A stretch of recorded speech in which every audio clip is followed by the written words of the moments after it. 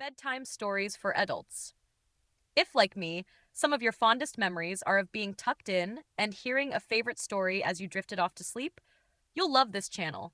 Here, you'll find gentle bedtime readings of my own books, narrated by my assistant May, in a soft, soothing voice designed to help you relax. No jarring sound effects, no sudden noises, just calm, feel good stories to ease you into sleep.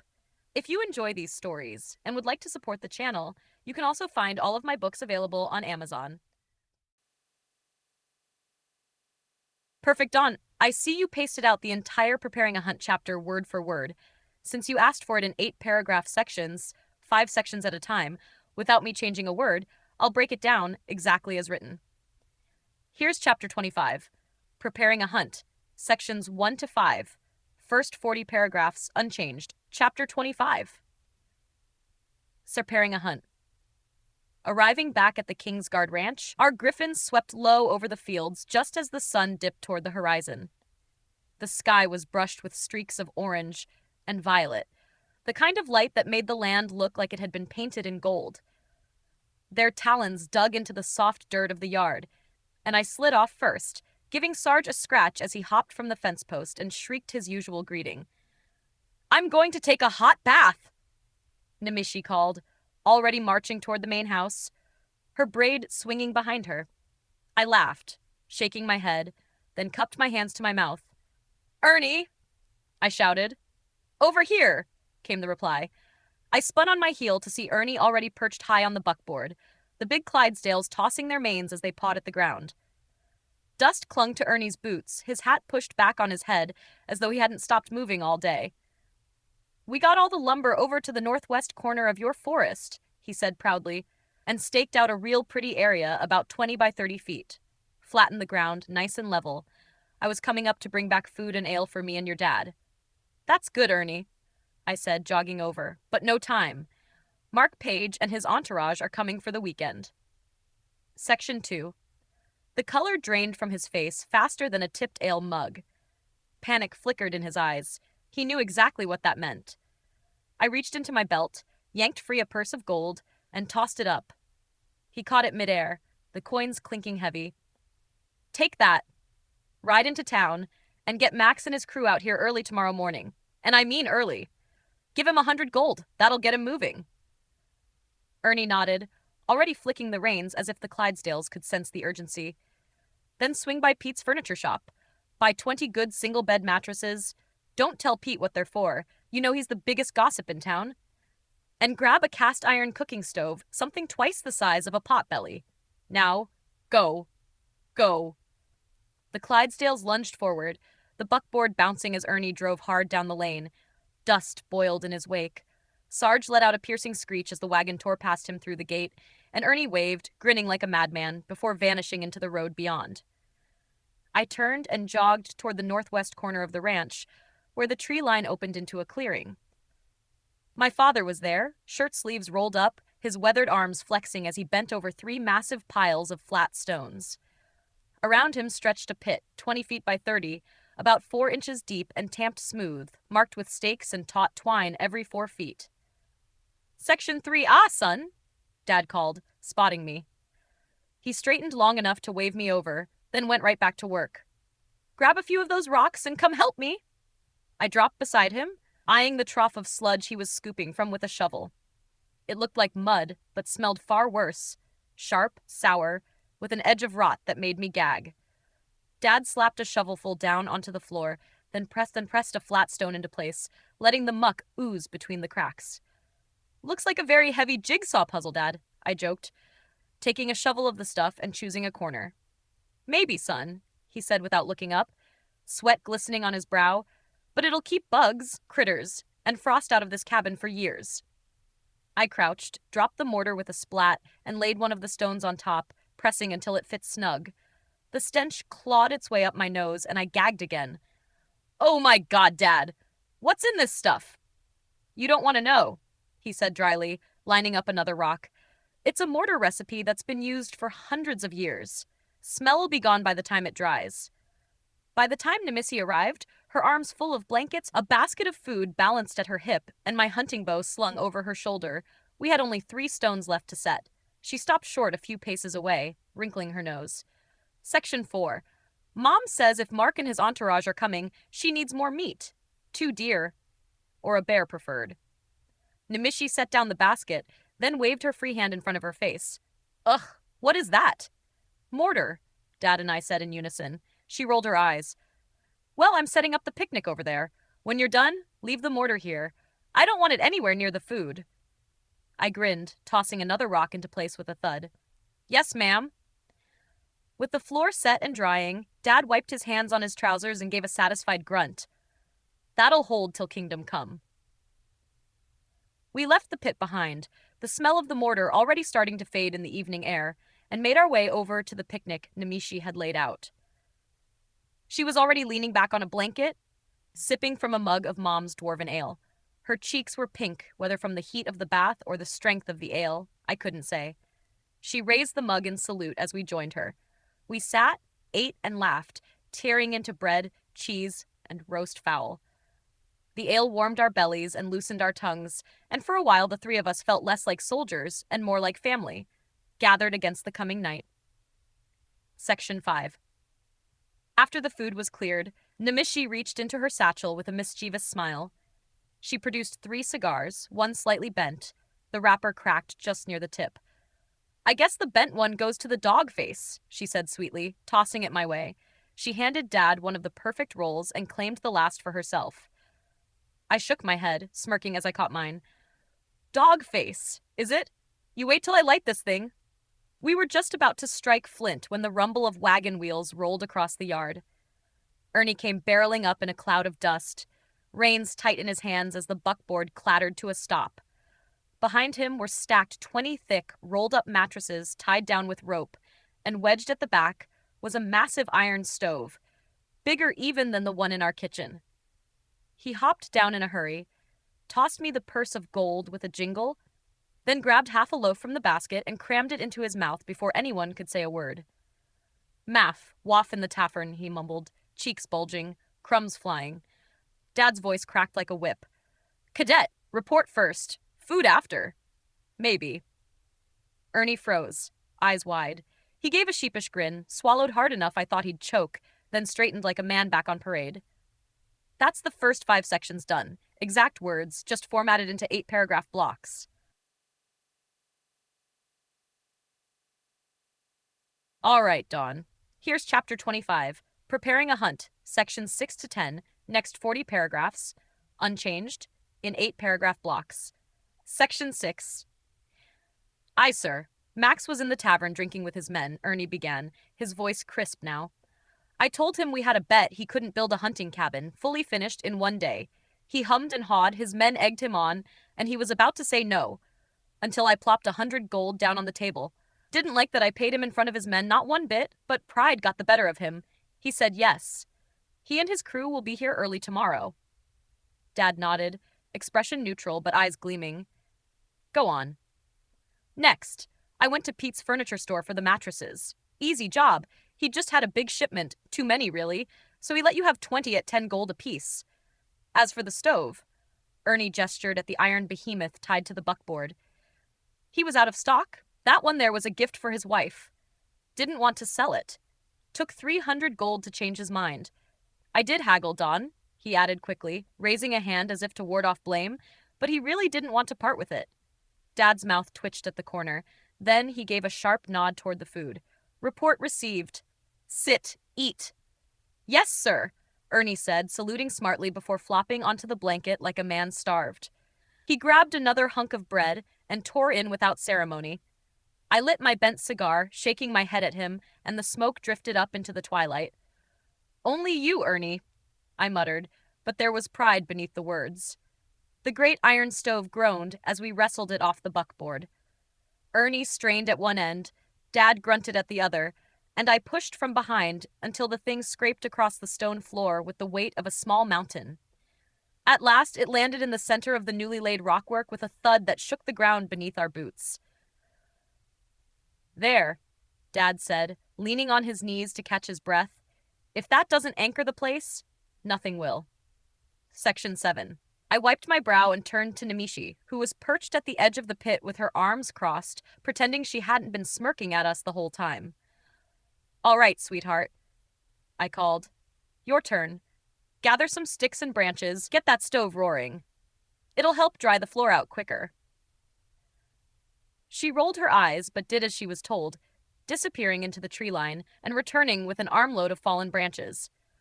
Soon the fire was lit, flames crackling inside the black iron belly, the glow pushing shadows out across the clearing. Warmth filled the cabin space, and the sour smell of the mortar began to give way to the cleaner scent of wood smoke. "Packing it in for the night," Dad announced, brushing dust off his trousers. He and Ernie began folding the picnic things, but that left the blankets behind for us. "We'll be back at first light to see Max and his men put to shame," Dad added, winking at me. Ernie clambered back onto the buckboard, flicked the reins, and the Clydesdales carried them off into the dusk. Their laughter faded down the lane, leaving only the crackle of fire and the occasional screech of Sarge from his perch on the gatepost. I stayed behind long enough to watch Nimicie spread the blankets near the stove, her face lit gold by the flames. Then I clapped her on the shoulder. "Keep the fire fed," I said. "I'm heading back for a bath and a change." She glanced up at me, her eyes soft but steady. "Don't be long." I caught a ride with Dad and Ernie as far as the house, scrubbed myself clean, and slipped into my buckskins. They fit easy, worn soft with years of hunts. Before leaving again, I grabbed a fresh bottle of wine, Nimicie's bow and quiver, and 2 fine cigars from the King's gift box. These weren't bent or cracked, they were as straight and sharp as soldiers on parade. Section 8. When I returned to the clearing, the stove's glow was like a beacon through the trees. Nimicie was there, tending the flames, her braid undone, and her cloak wrapped close against the evening chill. She looked up as I approached, and when she saw what I carried, her face softened into a smile. "Wine, cigars, and my bow," she said, rising to meet me. "You do know how to court a woman." We spread the blankets close to the stove and shared the bottle, passing it back and forth, the taste sweet and sharp on our tongues. Smoke from the cigars curled around us in lazy spirals, mixing with the wood smoke until the clearing smelled of comfort itself. The fire crackled low as the stars came out overhead. We set aside the bottle, the bows, the cigars. Her hands found mine, and soon the night wrapped around us as tightly as the blankets we pulled close. We made love there on the stone floor, the stove's warmth keeping the chill at bay, our laughter echoing once, then fading into whispers. When at last sleep claimed us, it was together, wrapped in each other's arms, the fire still burning steady beside us. I awoke just as the first gray light crept across the sky, that perfect hour when the world still held its breath and the great hill grizzlies lumbered out to drink. The fire in the stove had burned down to glowing embers, casting a soft warmth over the stone floor where Nimicie and I lay tangled in blankets. "Nimicie," I whispered, brushing a kiss against her hair. "Wake up, baby. Hunting time." I pulled on my buckskins, buckled my quiver across my back, and reached for my bow. Section 9. She stirred, sat bolt upright, her dark hair a wild tangle, eyes still squeezed shut. Naked as a jaybird, she muttered one word like an officer barking orders. "Coffee," I chuckled, shaking my head. "No coffee, no fires. Ale," I told her, pouring from the keg into a mug and pressing it into her hand. She didn't even open her eyes. She gulped the ale down in one long swallow, yanked my still warm blanket from the floor, pulled it over her head, and flopped right back down. "I guess I'm going alone," I said to myself with a grin, slinging my bow across my shoulder as I headed out. The woods were hushed, the air damp with dew and the earthy smell of pine. About 15 minutes into the brush, I spotted him, a 500 to 700-pound male grizzly. He stood at a spring, water pouring down over his back as he drank, the scene looking half like a bath and half like a banquet. I drew an arrow, nocked it, and pulled back until the fletching touched my cheek. The bowstring thrummed, and the arrow drove clean under his arm, straight to the heart. The bear collapsed where he stood, falling into the spring with a splash that echoed through the trees. I nocked another arrow and held steady, waiting. The forest went still for a breath, until a rustling behind me sent my instincts flaring. I spun, bow drawn, heart hammering, and caught the briefest flash of white fur. Section 10. "No! Chili, this one's mine! I barked into the woods. Silence. Then, from somewhere off to my right, yowl hiff. I sighed, lowering my bow. Okay, thank you, buddy, I said aloud, half laughing. But the problem remained. How to haul out a beast that size, too heavy to carry or drag, and my magic mount horse couldn't push through this brush with a load like that. Not enough space to butcher him cleanly either. Then it hit me. My griffin. I rubbed the amulet at my chest. With a shimmer of light, the griffin appeared, wings spreading as far as the trees allowed. It was tight, but with a powerful leap and beat of his wings, we managed to get airborne. He swooped low, caught the bear in his claws, and with steady strength carried it back to the ranch. We landed at the rear of the barn, where the space was clear. Using a block and tackle I found in the loft, I hoisted the carcass 4 feet off the ground against the wall and set to work. The morning air filled with the metallic tang of blood as I cleaned the kill, my knife working steady and sure. I had just finished when I heard the heavy tread of paws and the softer clink of mugs. Chili came sauntering up with Nimicie perched on his back, blankets, an empty wine bottle, and the keg slung in front like trophies. Nimicie slid down first, landing lightly and brushing the dust from her legs before Chili moved in closer. That's section. Perfect. Here's chapter 25, Preparing a Hunt, sections 11-15, next 40 paragraphs, unchanged in 8-paragraph blocks. Section 11. Chili says you stole his kill, Nimicie called with a grin. Yowl, Chili confirmed, lowering his head to slurp noisily at the pile of guts. Oh, sorry, Chili, I said, shaking my head. Chili says you stole my kill, asshole, Nimicie added, smirking. Apparently he's been hunting that bear all week. Chili's lying, I shot back. He's never hunted anything for more than 5 minutes. I gave the big white bear a shove with my boot to clear room, then went back to skinning. Chili snorted, licked his muzzle, and wandered off without protest. Not going to fight you on that one, I guess, Nimicie teased, laughing softly. Section 12. Before I could answer, a piercing screech split the morning air. Sarge's cry rolled across the ranch, sharp and warning. Oh, that would be Max and his boys, I said, wiping my blade clean. Nimicie, would you show them where to go, please, while I finish this? She groaned, tugging her cloak tighter. If I have to, but then I'm going for breakfast and coffee. She stomped off toward the front gate, braids swaying behind her, Chili padding at her side. I shook my head, smiling to myself, and pulled the hide taut with the knife still in my hand. Max and his men were about to see what kind of work lay waiting for them. While I worked on skinning and cutting up that bear, then prepared the hide for most of the day, I got all the news. By everyone, that's the beauty of family. No man, woman, bear, or child left behind when it comes to gossip. First was Cindy. She came stomping up. You're a dick. Uncle Donnie from Chili. He's sulking in the barn and he won't play with me. Fix it. She stomped her foot and pointed at the barn. I smiled. I'm sorry, sweetie. Uncle Donnie is working right now, but I have a game for you, I said and motioned with my knife to come closer as I knelt down to talk to her. She smiled and ran right over. You remember how funny you thought Uncle Max was when he was waving his arms and stomping the ground at his men while they built the house? She nodded. Go stand right behind Uncle Max and do everything he does, and if he turns to look at you, stand straight as a tree. And when he goes back to being funny, you copy him. Cindy gave me an evil grin from ear to ear, nodded, and ran off. Section 13. 10 minutes later, dwarf laughter echoed across the ranch and continued for about half an hour. Next was Irene, and Irene is hard to read, gentle as a playful kitten, till she turns on you and sinks those razor needle teeth right in your hand. She came up, arms in the air, looking at the sky, smiling a look that said, happy to just be alive. And she started, Oh, Don, you should have seen it.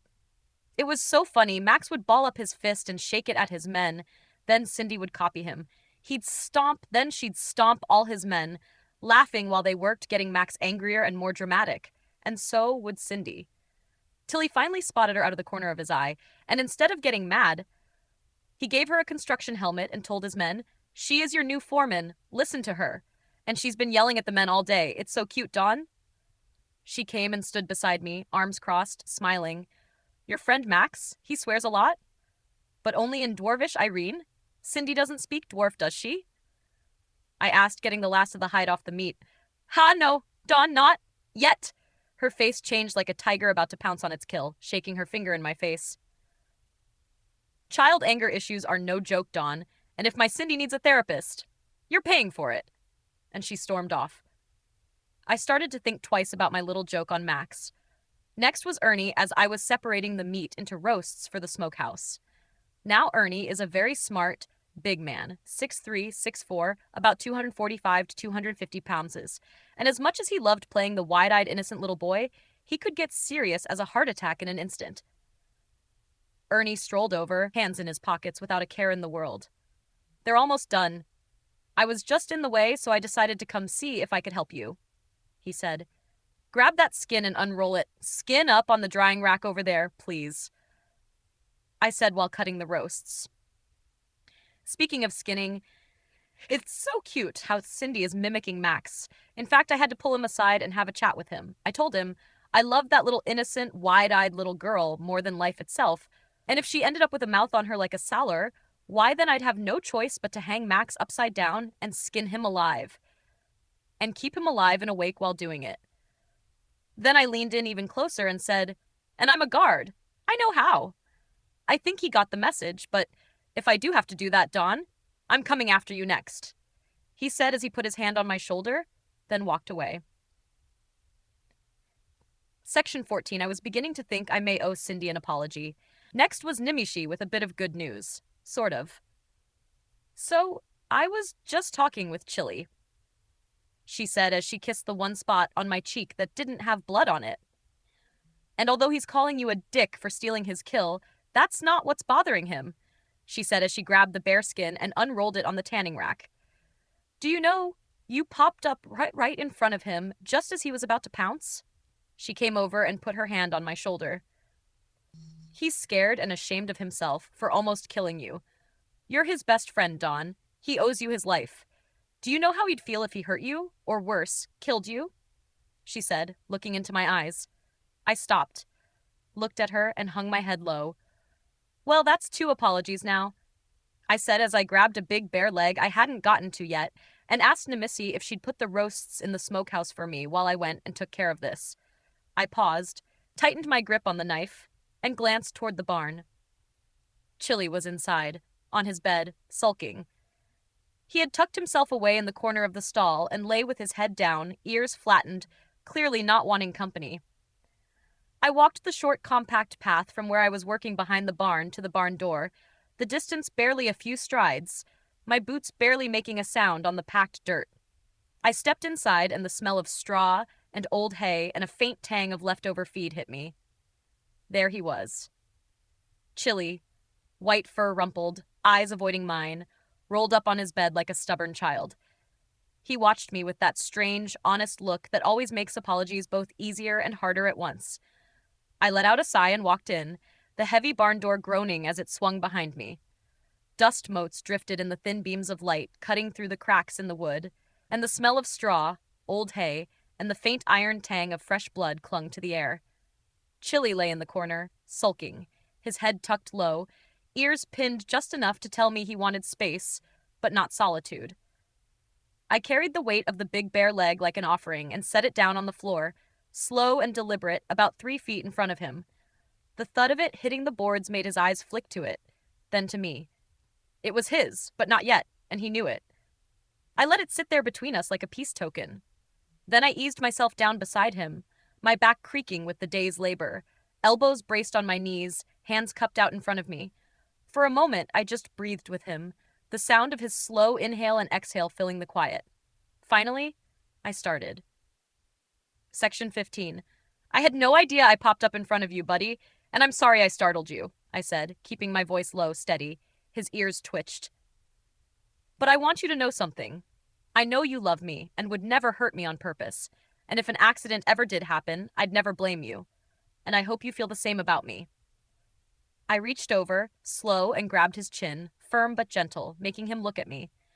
His eyes were deep, sad, then stubborn. Face it, buddy, I continued, managing a grin, We're just two dumb guys stuck with each other for a very, very long time. That ridiculous big blue tongue shot out and smeared across my face in one long, wet drag. I barked a laugh in spite of myself, grabbed his ears with both hands, and wiped my soaked face all over his forehead in retaliation. He jerked his head sharply to the side, nearly bowling me over, throwing me half onto his massive neck. I gave in, swung up proper, and straddled his thick neck, holding onto his ears like reins. "I'm not getting off you," I taunted, grinning. "You're going to have to throw me off." Chili snorted, then rose with a grunt that rattled the boards under us. He bucked like a wild horse, spinning, stomping his bed until straw flew into the air in golden bursts. My grip slipped, laughter bubbling out of me even as he twisted harder, shook like a storm tearing through trees, and finally flung me off with one violent jerk. I landed flat on my back in the middle of his bed, breathless and still laughing. Chili planted one massive paw across my chest to pin me there, and before I could wriggle free, that tongue came out again, drenching me in a sloppy cascade of licks. Okay, Bodhi, get off of me," I spluttered, wiping at my face. He finally lifted his paw, sauntered over to the bare leg, and with one satisfied chomp, gobbled it up. Then, head high and swaggering like a bear who had won both the fight and the feast, he padded out into the yard as though nothing had ever been wrong.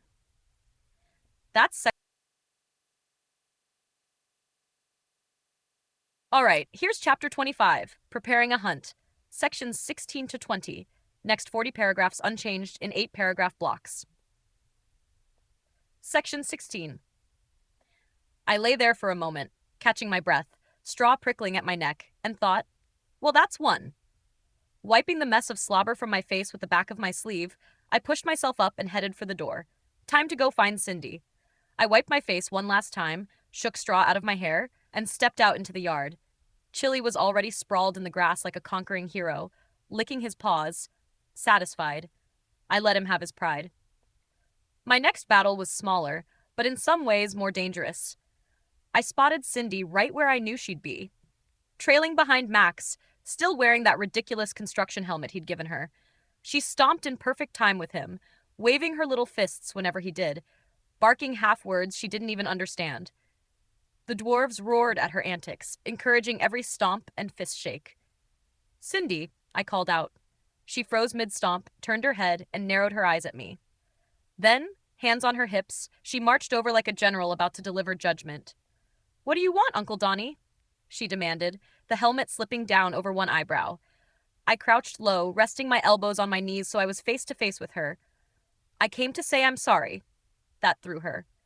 She tilted her head, suspicious, but didn't speak. Section 17. "I'm sorry for tricking you into teasing Max earlier," I said, keeping my tone serious.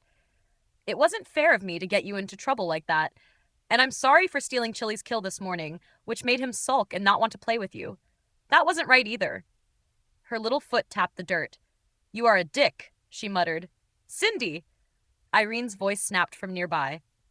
She and Ernie were leaning against the corner of the barn, arms folded, pretending not to watch. Cindy winced but didn't back down.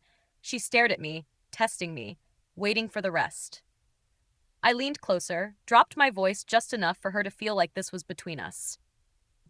"Look, sweetie, Chili's my best friend, but you're my little shadow. If he's sad because of me, then you're sad too. That makes it my fault, so I'm asking you to forgive me. I'll do better." Her lip quivered, the helmet sliding down her forehead again. She pushed it back with both hands, then suddenly threw her arms around my neck and squeezed. "Fine, but next time you ask Chili before you go hunting, okay?" I hugged her back, grinning. "Deal." Behind us, I heard Irene sniff, and Ernie chuckle low in his chest. "Looks like you live another day, Don," he called, just loud enough to remind me of his earlier promise. Section 18. I shot him a look over Cindy's shoulder. Yeah, I heard you the first time." Irene softened, her sharp edges fading for the moment. "Good man," she said, and there was warmth in her voice. Cindy finally let go and trotted back toward Max and his men, already shouting orders in a squeaky voice. The dwarves cheered her return like she was their real foreman now.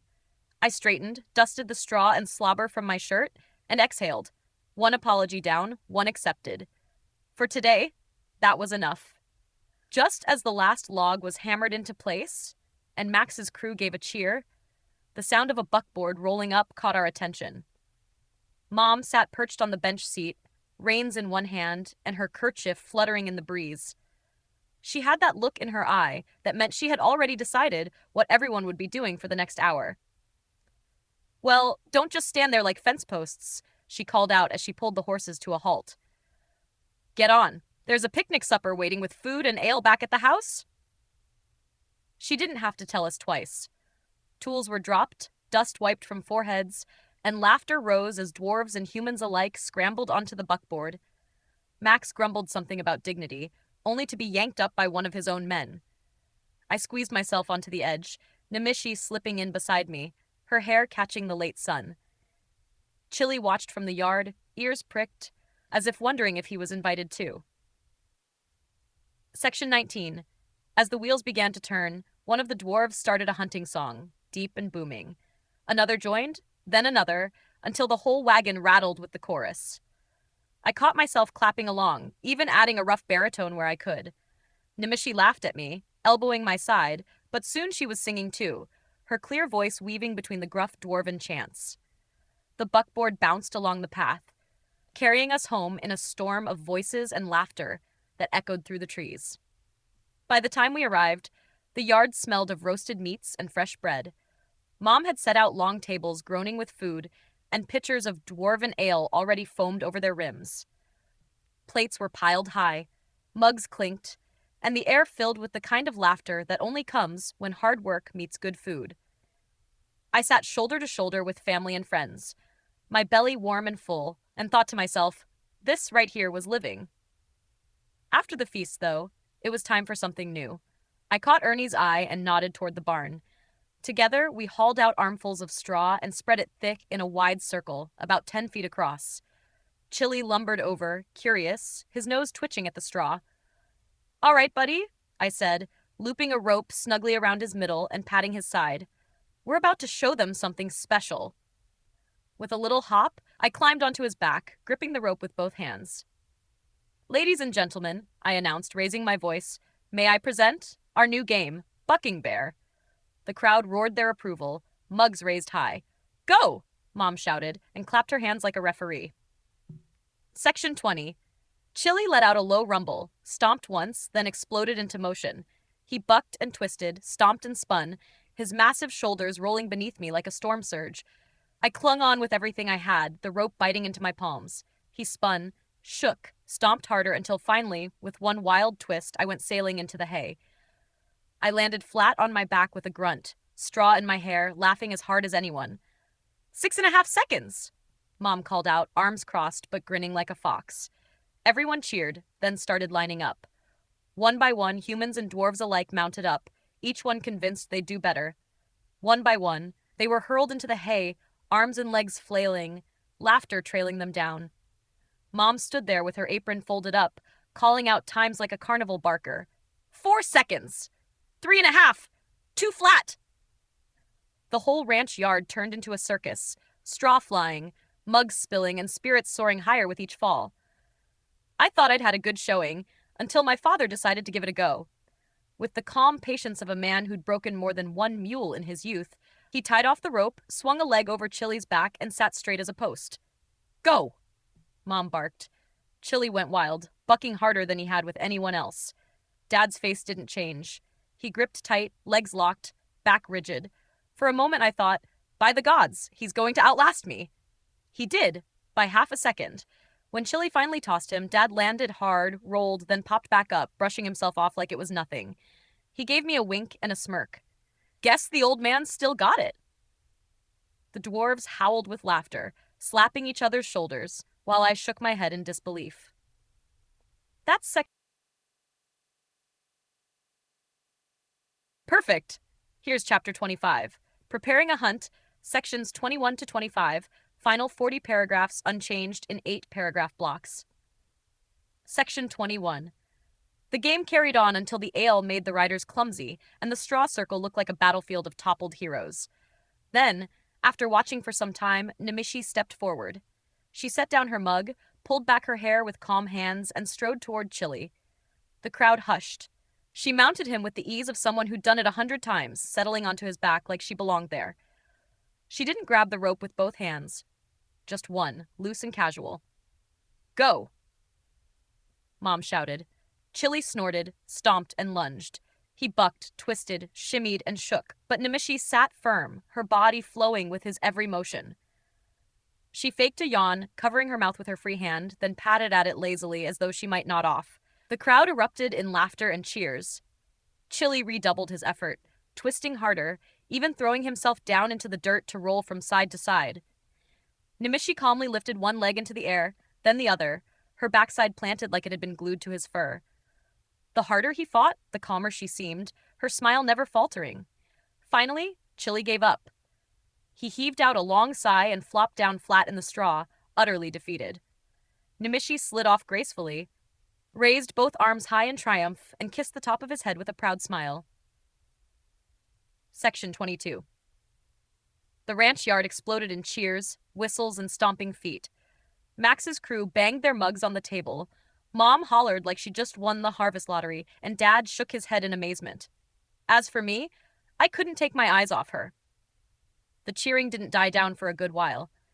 Nimicie was swept into hugs and claps on the back, dwarves bowing low in exaggerated reverence, and Mom already crowing about her girl beating every last one of us.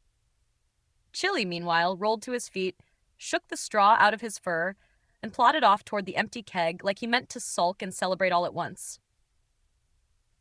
I caught Ernie's eye over the crowd and gave him a little nod. The excitement was still buzzing through the yard, but there was work yet to do. Together, we slipped away to the new cabin, the night settling cool around us. The structure stood proud now, the stone floor dry, the walls tight, the roof sealing out the stars. Inside, it smelled of fresh wood and hard work.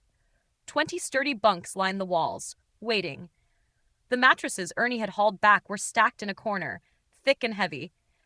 Best we get these laid out before the ale runs too deep, I muttered, grabbing one end of the stack. Ernie chuckled and hefted the other like it weighed no more than a sack of flour. You just don't want to do it half-drunk tomorrow morning. Section 23. We worked in a rhythm, sliding mattress after mattress into place, smoothing them over the bunks, adjusting here and there. The straw still clung to our boots, but the cabin looked ready now. Warm, inviting. A place for tired hunters and drunk dwarves to crash when the night wound too far. I paused in the doorway, looking back at the rows of beds. It wasn't fancy, but it was good. Solid. Ours. By the time we made it back to the yard, the fire was high and glowing, throwing sparks into the dark. The air smelled of pine smoke and spilled ale. Max's men lounged in circles, still ribbing each other about their short rides on Chili, while Cindy paraded around with the foreman's helmet askew, ordering dwarves to fetch her imaginary tools. Irene was laughing for once. Really laughing. Her sharp edges softened in the glow. Mom had her chair pulled close to the fire, apron dusted with straw, a mug in one hand as she regaled anyone who'd listen about Nimicie's yawn while riding. Dad sat beside her, calm as ever, content with his half-second victory over me. Ernie and Irene exchanged a glance across the fire, one of those looks that carried a quiet promise. Without a word, they slipped away into the shadows together, leaving the rest of us to our laughter and songs. Cindy, who had been marching and ordering dwarves only moments before, finally wore herself out. She toddled over, helmet sliding sideways, and curled up between Nimicie and me. Within minutes, her head was resting against Nimicie's shoulder, her small hand tucked into mine, and she was fast asleep. I eased myself down beside them, the warmth of Nimicie on one side, Cindy's little weight leaning against me on the other. Ernie and Irene were gone, the dwarves still belting out verses, Mom and Dad sharing their quiet pride, and Chili stretched out like a great pale shadow near the barn. Section 24. The night settled into stories, laughter, and the occasional burst of singing as mugs were refilled and emptied. The cabin was finished, the bunks were ready, and tomorrow would bring more work. But for now, we had firelight, family, and the comfort of knowing no one here was alone. And for the first time in a long while, I let myself lean back, close my eyes for a moment, and just breathe it all in. After a bit, I rose from the fire, brushing the straw off my back. Cindy was still curled between us, fast asleep, her little chest rising and falling with soft snores.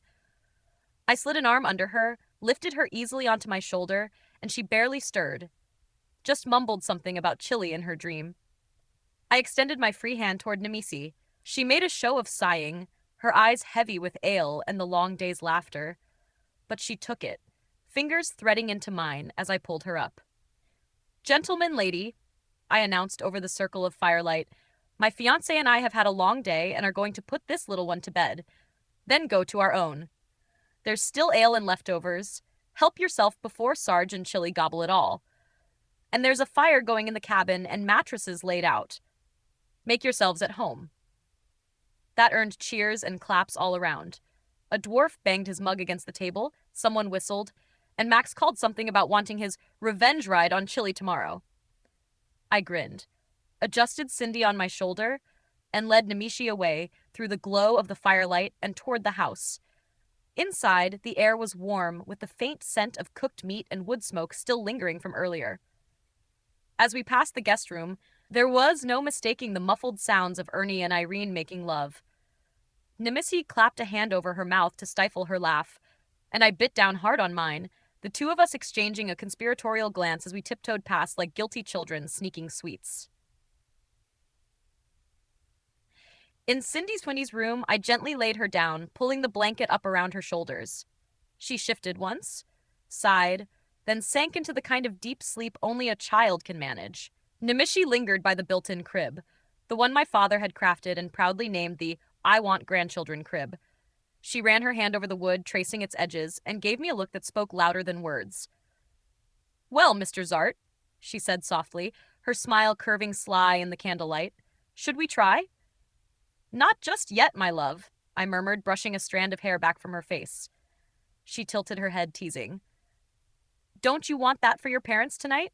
I chuckled, pointing back toward Cindy's room.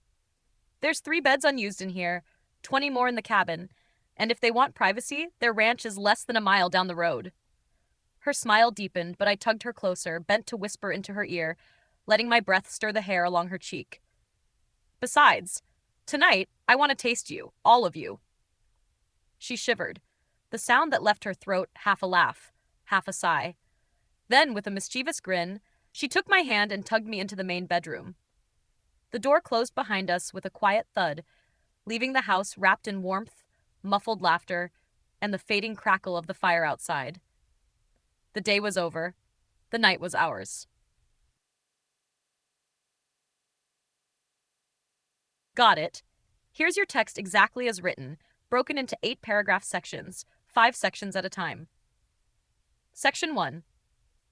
I awoke to a screaming screech to announce we had guests. The sound rattled the shutters and cut through the early morning stillness. Wiping a hand across my face, I rolled out of bed and pulled on my clothes. "Nimicie, we have guests. Up, we're burning daylight," I called. She groaned, rolled over, and exposed her bare backside, which I couldn't resist smacking on my way out. "Up!" I barked, and she just mumbled into the pillow. Outside, 5 hooded figures were dismounting from royal griffins, the great beasts shifting and shaking their wings in the dawnlight. Their riders moved with a quiet precision, boots crunching against the gravel, cloaks swaying.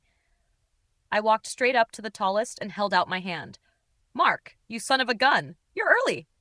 I chuckled as our hands clasped. "This is the King's Guard Ranch, is it not?" He answered with a grin. "My beloved guard is up at the crack of dawn." He threw back his hood, shook my hand warmly, then shrugged off his robe and tossed it across his griffin's saddle. I blinked. "You're in buckskins?" Section 2. "A finer set of buckskins you will never see, my friend," he said, standing proud. "Now, show me my bear." I led him toward the barn, its timbers still damp with morning dew. Inside, the air was heavy with the musk of straw and the earthy scent of fur. "Up, Chili, we have guests," I said. Chili stirred, stretching like a man after a deep sleep, then sat up on his bed, legs sprawled, scratching his belly as though this were the most casual of mornings. Mark stopped in his tracks, eyes wide. "He's the biggest thing I've ever seen, Don. I have ships smaller than him." As Mark stared in awe, I made the introductions. "Chili, this is my good friend Mark Page. Mark, this is Chili." Without hesitation, Chili raised one massive paw, pressed it across his chest, and bowed low, fur brushing the straw. Mark threw up his hands. Oh, I've got to change that name, Don. Even a bloody bear knows I'm the king. Section 3. I couldn't help but laugh. Mark stepped closer, cautious but reverent, and reached out to rest a hand on Chili's shoulder. The bear rumbled deep in his chest, but it wasn't threat. It was acknowledgement. Raph, would you like to come hunting with me today, my big friend? Mark asked. Yowl hiff hiff, Chili replied, his head dipping. He said it would be his honor, Mark, came Nimicie's voice from behind us. Mark turned. Nimicie, my sweet, you shot this beautiful animal? Yup, twice. Once with a net, then a sleeping gas arrow, she said with a smile. Then, cocking her head, she asked, Mark, how come you're here and your entourage is outside? Mark chuckled. Oh, they were told under no uncertain terms that all of us were equals on this trip. I will not tolerate anyone following me around. He laughed, then took Nimicie's arm and guided her closer to Chili. He is absolutely huge, he repeated, shaking his head. Section 4. Nimicie's smile grew sly. Chili, up! The great bear rose onto his hind legs, towering, his head nearly scraping the rafters. The beams of the barn creaked as if in awe of his size. Holy shit! A voice blurted from the doorway. We all turned. Valdor? Mark said sharply. There is a lady present, and my new friend here doesn't like you swearing with a lady present. Chili didn't miss a beat. He threw his head back and let out a roar so powerful it shook the dust from the rafters and made the griffins outside shriek in answer. He raised both paws high, claws glinting like 9-inch knives. Valdor clutched his chest dramatically and gasped as though the life had gone right out of him. The rest of us erupted in laughter, the barn echoing with it until even Valdor cracked a grin. Section 5. The laughter still echoed in the rafters when the other hooded figures stepped into the barn. They pulled back their hoods one by one, and recognition settled in fast. Valdor, the king's grand vizier, stood tall and sharp-eyed, smoothing his robes as if a speck of barn dust offended him personally. Captain Rob Woods, the king's personal guard, moved with that quiet, deadly grace of a man who never forgot the weight of his blade. Behind them stood 2 king's guards, sturdy and broad-shouldered, their faces weathered but still unintroduced, professionals to the bone, but clearly uneasy under Chili's unblinking gaze. Mark spread his arms wide. Well, don't just stand there gawking like stable boys. Come in, all of you. The group shuffled forward, though not without side glances at the massive bear still looming on his hind legs. Chili huffed, his breath misting in the cool barn air, then slowly dropped back to all fours. The sound of his paws hitting the earth made one of the guards flinch. Bigger than an ogre, the man muttered under his breath. Bigger, his companion agreed. Mom chose that exact moment to appear in the doorway, apron still tied at her waist, a basket of warm rolls balanced on her hip. Well now, she said, arching a brow, who's this lot cluttering up me barn? Visitors don't get fed standing about. Out with ye. There's coffee on and more food than sense at the table. Do you want me to keep rolling with the next 5 sections, 6 to 10?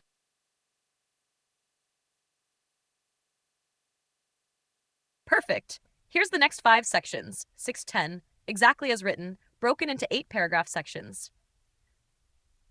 Section 6. The guards exchanged uncertain glances, unused to being ordered about by anyone other than their commanders. Valdor bristled, though he wisely kept silent. Mark chuckled, clapping the nearest soldier on the back. You heard the lady?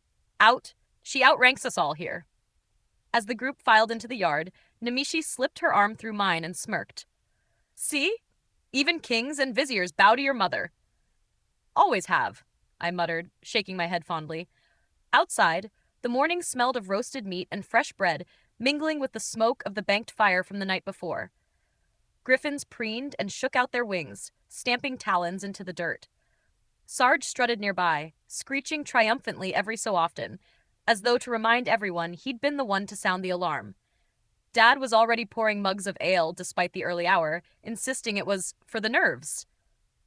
Ernie busied himself, unloading bundles from the wagon like he'd been awake since before dawn. Irene had Cindy perched on her hip, the girl's hair wild and her eyes still half closed with sleep. Cindy pointed at the newcomers and announced with all the tact of a 7-year-old, "Those ones look boring. Can Chili eat one?" The yard erupted in laughter. Dwarves, guards, cunt, and family alike. Even Captain Woods cracked a faint grin, though the two younger guards shifted uneasily. Valdor turned a shade of crimson and tugged at his collar. Section 7. Mark crouched down so he was eye level with Cindy. Careful, young lady, or I might take you back to Stormwind with me. You'd make a fierce general. Only if Chili comes too, she shot back. Chili, hearing his name, lumbered out of the barn and dropped himself beside the table like a great white wall of fur. The guards stumbled back, mugs nearly sloshing over, but Mom waved her apron at them like it was nothing. Eat, drink, and don't mind the bear, she said briskly. He's family. The look on their faces said it all. They weren't sure if she was joking. Once breakfast had been eaten and mugs drained, the idea of a morning hunt had long passed us by. Instead, Nimicie slipped her arm through mine, and together with Mark, we led him out into the sunlight to show him the ranch. The land spread wide under a pale blue sky, the forest ringing with birdsong, the hills rolling away in every direction. Mark walked at our pace, his buckskins creaking as he moved, his eyes sharp and curious, taking in every post, fence, and corner of the ranch with the interest of a man who measured people by the land they kept. Section 8. We started near the yard, introducing him to Sarge.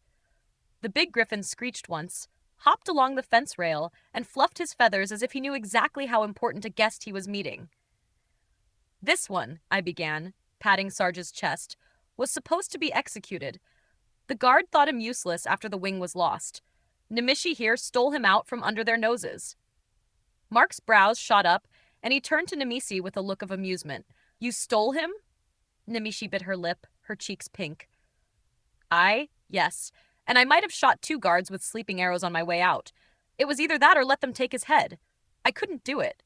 She looked suddenly unsure, as though she'd said too much, her voice softening. I might be in trouble, aren't I? Mark's expression shifted, softened. He laid a hand over hers on my arm and smiled. You have a kind heart, my dear. That is nothing to apologize for.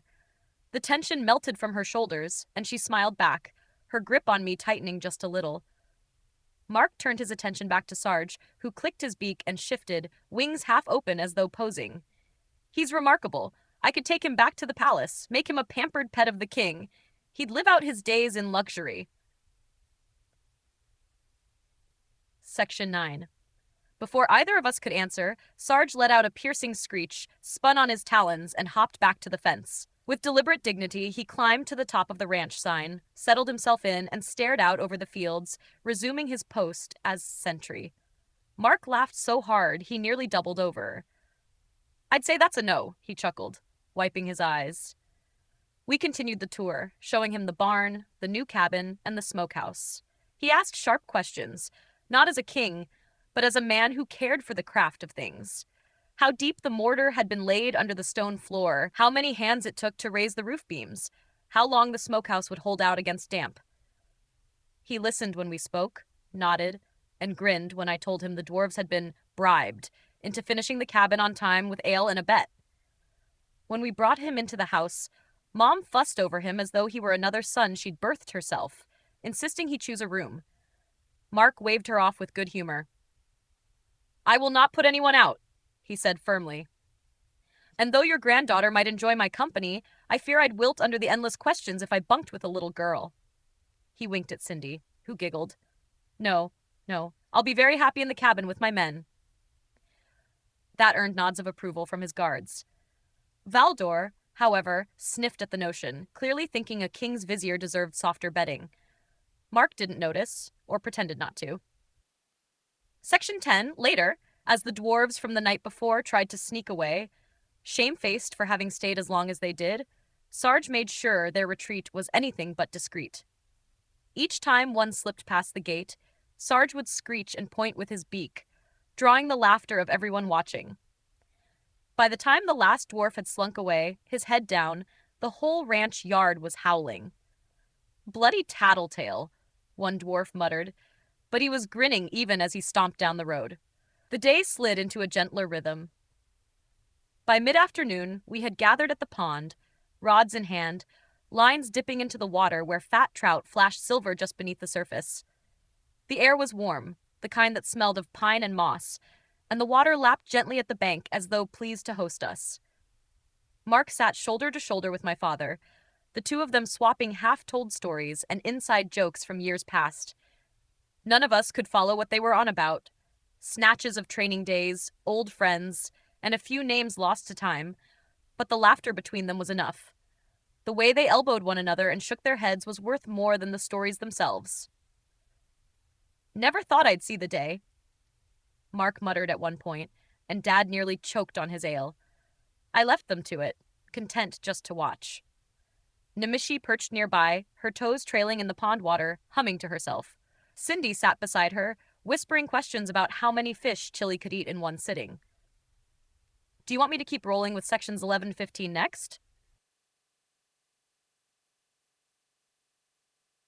"Got it. Here's the next 5 sections, 11 to 15, exactly as written, broken into 8-paragraph sections." Section 11. As if summoned, Chili ambled over from the woods. He carried a deer's head in his jaws, antlers jutting out like a crown. He padded straight up to where Valdor sat stiffly at the edge of the pond and dropped the bloody trophy right on top of him. Valdor yelped, stumbled backward, and flailed in disgust while the rest of us erupted in laughter. "Play football with him, Valdor," I called between fits of laughter.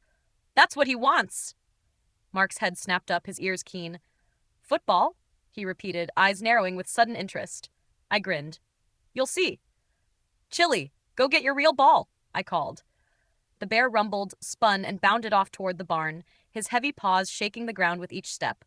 Mark leaned forward like a boy waiting for his first tournament match, his grin growing wider with each second. Section 12. By the time Chili returned, carrying his massive, slobber-soaked leather ball, the fishing poles had already been leaned against the picnic table. The day's catch was piled high on the boards for Mom to see to later. Everyone, royalty, viziers, guards, and family alike, was drifting toward the front yard, the air alive with laughter and anticipation.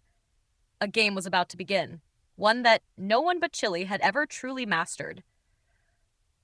The front yard quickly became our field of battle. The grass was already trampled from last night's games, and now it would be tested again. Chili came bounding back from the barn, his jaws clamped around his massive hard rubber ball.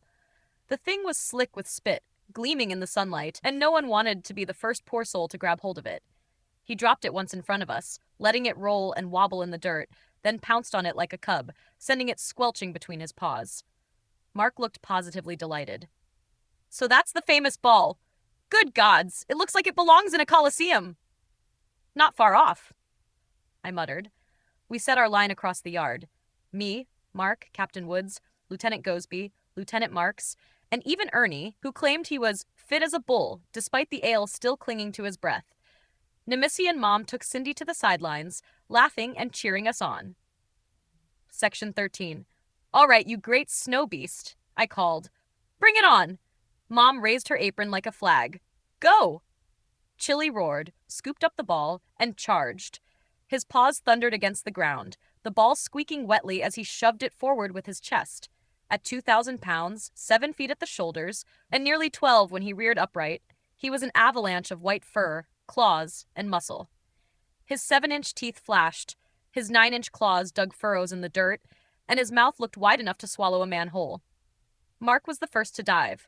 He lunged low, hands outstretched, and for one glorious second he looked like he had him. But Chili shifted his bulk with surprising grace, twisted sideways, and Mark went sprawling face first into the mud. The bear rumbled in amusement and kept barreling forward. "Stop him!" Woods barked, charging in. He caught Chili by the shoulder, fingers digging in, but the slime-coated ball squirted against his chest, knocking him back like he'd been hit with a boulder. Ernie and Gosby tried next, both going for the legs. Chili leapt. Yes, leapt, clearing them both in a bound no 2,000-pound bear had any right to make. He hit the ground running, the barn only a few strides away. Section 14, get him! I shouted, sprinting after. I managed to slap his flank just before he crossed the line, and Mom yelled, "Tag!" at the top of her lungs. The rules were clear. Tagged before the line meant he had to drop the ball. Chili skidded to a halt, grumbled loudly, and spat the ball onto the ground with a disgusted yowl. Cheers erupted from the sidelines. Cindy jumped up and down, pumping her fists. 1 point for the humans. The ball was retrieved, reluctantly, because no one wanted to touch the slimy beast, and hurled far across the yard. It bounced, wobbling through the grass. Chili's ears perked, his eyes flashing mischief, and he lumbered after it, saliva trailing like banners. "Reset the line!" Mark shouted, already wiping mud from his face and laughing. "We'll stop him this time." The game went on like that, round after round of charging, dodging, and desperate dives. Sometimes we tagged him. Sometimes he thundered past us to slam the ball against the barn wall like a triumphant drum. Each time, the yard rang with laughter, shouts, and the roar of a bear who was enjoying himself far too much. Section 5. The highlight came when Valdor, reluctantly pressed into the line, found himself face to face with Chili's charge. The bear barreled straight for him, eyes gleaming, ball tucked under his chest like a knight's shield. Valdor froze, hands raised as if to parley. Chili plowed right over him. The vizier went down flat on his back, his robe covered in slobber and dirt, his wig knocked sideways. The ball bounced free, and Cindy immediately called, "That's a point for us!" while everyone laughed until their sides ached. By the end, we were covered in mud and straw, bruised and breathless, but grinning ear to ear. Chili flopped down in the grass, ball pinned beneath one paw, panting happily. Final score, Mom announced, still using her apron as a flag. Humans, 6. Bear, 6. Mark clapped me on the back, still wheezing from laughter. A draw, then, and the finest game I've ever played. He looked at Chili, who yawned, tongue lolling, though I suspect he thinks he won. Of course he does, I said, grinning. It's his ball, after all.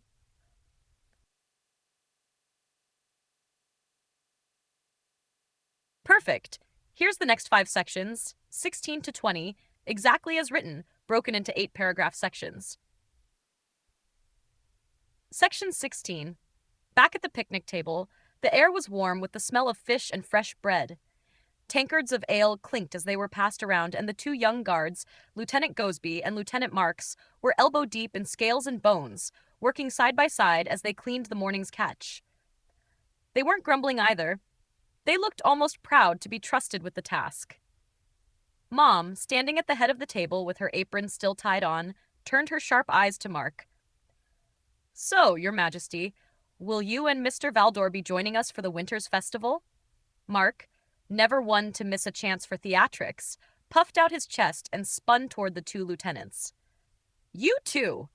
The lady of the house would like to know if you're joining us for Winter's Festival here at the King's Guard Ranch." Both guards froze mid-scrape, knives hovering over fish flesh. They looked at each other, 2 young men caught off guard by the sudden spotlight, and then broke into wide, boyish grins. Without a word, they nodded in unison, then went right back to cleaning fish as though nothing had happened. "There's your answer, sweet Beth," Mark said with a smile, lifting his tankard to Mom like it was a toast.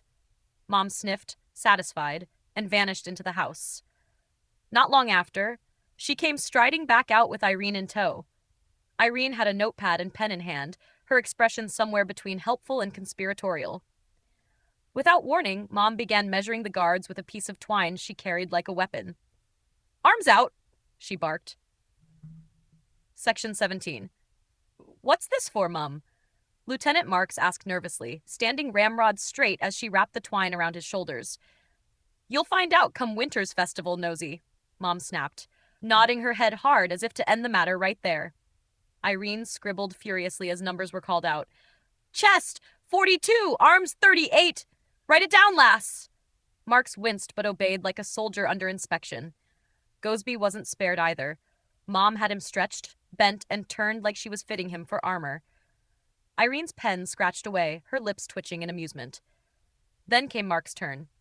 Instead of protesting, the king simply sighed, pushed back from the bench, and rose to his feet. He spread his arms wide, regal and patient, used to this sort of thing. "Get it over with, Beth.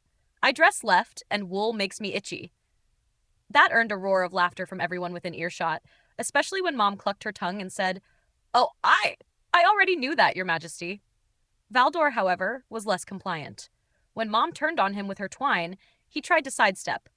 "Surely this isn't necessary," he began, smoothing his robe. Section 18.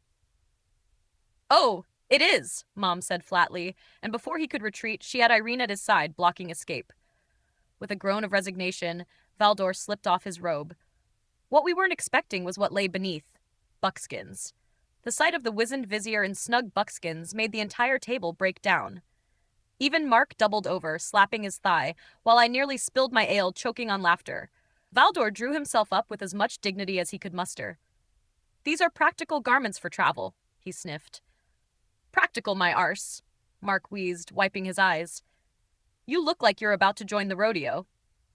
Just then, Ernie, half crocked from ale and staggering more with every step, wandered toward the barn. He disappeared inside for a moment, then re-emerged, dragging and tossing hay bales one by one. He formed a sloppy circle in the middle of the yard, yet wobbling back and forth with each throw. "What in the nine hells are you doing, Ernie?" Dad called. "I'm gonna ride him," Ernie slurred, flinging the last bale into place. "This time, I'm gonna ride that bear." Section 19. The yard fell into silence as Ernie stumbled toward Chili, who was stretched out in the sun by the barn, dozing with his ball pinned beneath one paw.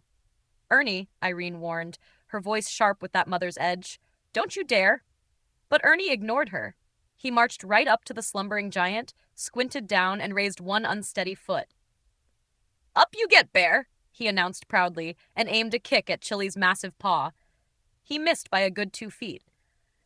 Instead, he toppled forward and collapsed right into Chili's shoulder. The great bear snorted once, blinked his pale blue eyes open, and looked down at the fool now sprawled across him.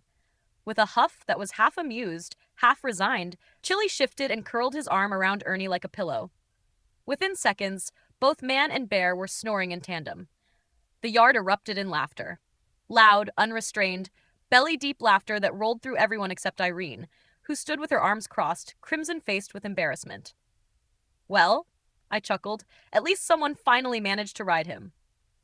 Section 20. Dinner was announced about an hour later.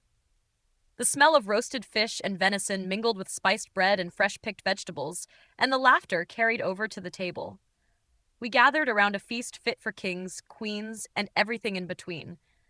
Plates were piled high, mugs kept full, and even Chili roused himself to sit nearby, chewing noisily on scraps tossed his way. The sun dipped lower, casting gold over the ranch, and for a while, it felt like nothing in the world could touch us.